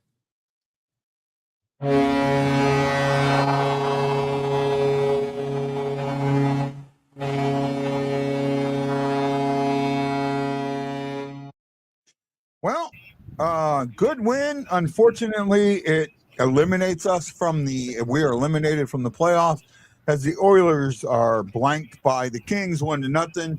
And, Kings aren't in, but we're out. And you know what? Okay. We got down to last year. Not last year, 2 years ago, we were out in the middle. We were out before March, we got down to the last 3 games this season. I like that. I think we've done well. And not only that, we're in a better position. We're not getting the 10th overall pick. We're getting we're not getting the 17th pick. We're the 16th, 15th pick. We're right there. We're getting a decent pick. We're going to get a top 10 pick. And who knows what we can do with it. I think that the Blues have the options to do more. I'm not totally upset with the season. It was a tough season, but we got 3 games left and we'll enjoy them, and that's what we are as hockey fans. We enjoy seeing our team play. Justin? Yeah, I mean, like I said it before. The Blues are just, they're eliminated. Like I said, I'm damn proud of what they have accomplished. Um, you know, in the end, like I said, the season didn't start off how we hoped for, but like I said, I'm damn proud of what we've seen. I'm glad that there's still some games left. We're still going to be able to enjoy it. They're still not taking the let's tank approach. I'm happy about it. I know how most people feel. I know how our buddy over at on Twitter will be who I call him. He is so back and forth about everything that he talks about Which one's with the that? Blues, and you know who I'm talking about. Blues Uh, News or Blues yeah, Rants? Blues Muse. He's Yeah. I'm so glad that I get to watch his crash out. I'm sure about how the Blues are eliminated now, and see, look, I was right. They should have tanked. I Yeah. can't wait to see it. I'm gonna enjoy it probably. May grab some popcorn, may not. I don't know. I'm sure I'm gonna see it. It should be fun. I'm not. Like I said, I'm not upset. I'm not angry. I'm still proud of what they were able to accomplish and the development that we've seen from certain guys on this team. I love that we're seeing Theo on this team. Love that we're seeing Dvorsky kind of develop more and more. Snuggerud, he's been one of the best rookies in the league. Since the Olympic break, the development for some of the guys on this team is Yeah. crazy. Detroit will probably give us the 14th, 15th, or 16th pick, right? They're not eliminated, but they're very close. Bruins need 1 point. Actually, I think the Bruins may have gotten that point. I'd seen something earlier where it said they were in the playoffs. No, the Red Wings have lost, so they are officially eliminated. Okay. Oh, yep, I'm seeing it now. Okay, so we're that pick's getting a little better for us, right? Wow. You Blues fans want to talk Blues. Now I get it. The Blues have not been in the playoffs for 3 of the last 4 years. I get it. I want them in the playoffs too. Yeah. We need some change. I get it. If you want to talk about a complete disaster and a complete if I would be angry about something, look at the Detroit Red Wings, man. Look at what are they? I mean, what a collapse that team did, man. What a collapse. I mean, an absolute collapse. Hey, Sister JJ, we'll be on Monday and Tuesday. Won't be on Wednesday, Monday and Tuesday. Yeah, so we'll be on Monday and Wednesday, and then on Thursday. 3 games next week. March Madness, yeah. You're going to take what you get. That pick turned out to be a good one for us. Justin Falk for that first round pick helped us. I'll take it. And it actually gives us, if we're looking, let's say we have the 8th pick, the 15th pick, and the 30th pick, or hopefully the 31st pick, or the 29th pick, hopefully the 29th pick. I don't see that happening, but hopefully. That's 3 areas where you can possibly move up. And because this season, and you've talked about it, how weird this season's been, there are some teams that are going to be picking down around the bottom that, believe it or not, a top line guy, a guy like that may not help this team out. Right? The Flames, the Kraken, they're going to be picking just ahead of us. And I think, let me double check this. Let me kind of look at something here real quick. Right now, we're in the 8th spot. You've got Vancouver, and this is the current order without before the ping pong balls. Vancouver, Blackhawks, Flames, Rangers, Kraken, Maple Leafs, Panthers. There's 3 teams in there that are playoff teams. They didn't make the playoffs this year, but they're playoff teams. Hell, you've got the team that won the Stanley Cup the last 2 years in a row picking 7th. Right? The Maple Leafs, they've been a perennial playoff team, picking 6th. the Rangers, I mean, they're going through a rebuild, but they still have the Flames were just missed the playoffs last season, right? Vancouver didn't Vancouver in the playoffs last year or just missed last year? No, Vancouver wasn't in the playoffs. No. Yeah. There's teams in there that are in that zone that have the ability to be in the playoffs next year. And that means that those are teams that would be willing to trade that pick for a player. There's a lot of teams in there, and I think the Blues are one of those teams. The Blues are in that spot. As for some of the other teams, I'm not with you, man. Vancouver, no, they're not. They have no shot at making the playoffs. No, Boston owns Toronto's pick. There's another team, there's a playoff team that has that pick. There's some stuff. Yeah, I mean, it'll be interesting. Like I said, for me, I'm okay. I like what I don't know much about the kid, but I know that Alex talked about it. I'm a big fan of Alex and what he does over there. He talked about there's a player that he could want. If the Blues are in the position that they're in with where they are in the draft. Mm-hmm. I don't follow too much process because I just don't have enough time to watch that. Watch the games and how I would like, but. I look at it and I just think that, okay, at least people have different options. His name is Caleb Malhotra, Malhotra or whatever, however you say his name. And he posted about him. He said, "Oh yeah, I would love for the Blues to go and get him." I don't know. Like I said, I don't know prospects like that. Outside of the main guys, but there's options. The draft is deep for the Blues, and again, I still go with the prospect of. The Blues can make a trade. They have picks. They have guys on their roster that they can move for other assets that you may not have to pick somebody. But we'll see. Like you said, I'm not doom and gloom over here. Yeah, so. I'll tell you what. Of the 3 picks, the one that I want us, if I was told that you could only keep 1 pick, that you have to trade the other 2 picks, the only pick that I would want would be Detroit. Yeah. Right? Because why? Because that's in our zone. That's in our wheelhouse. That's where we are good at finding that kind of talent that we need. Well, there's only one person watching us, so we're just going to end the show. And thanks for joining me today, Justin. I love having you as a co-host. It's good having you here. And I got to ask you, Justin, how do we end the show? I think we got to ask the girls. Where are the girls?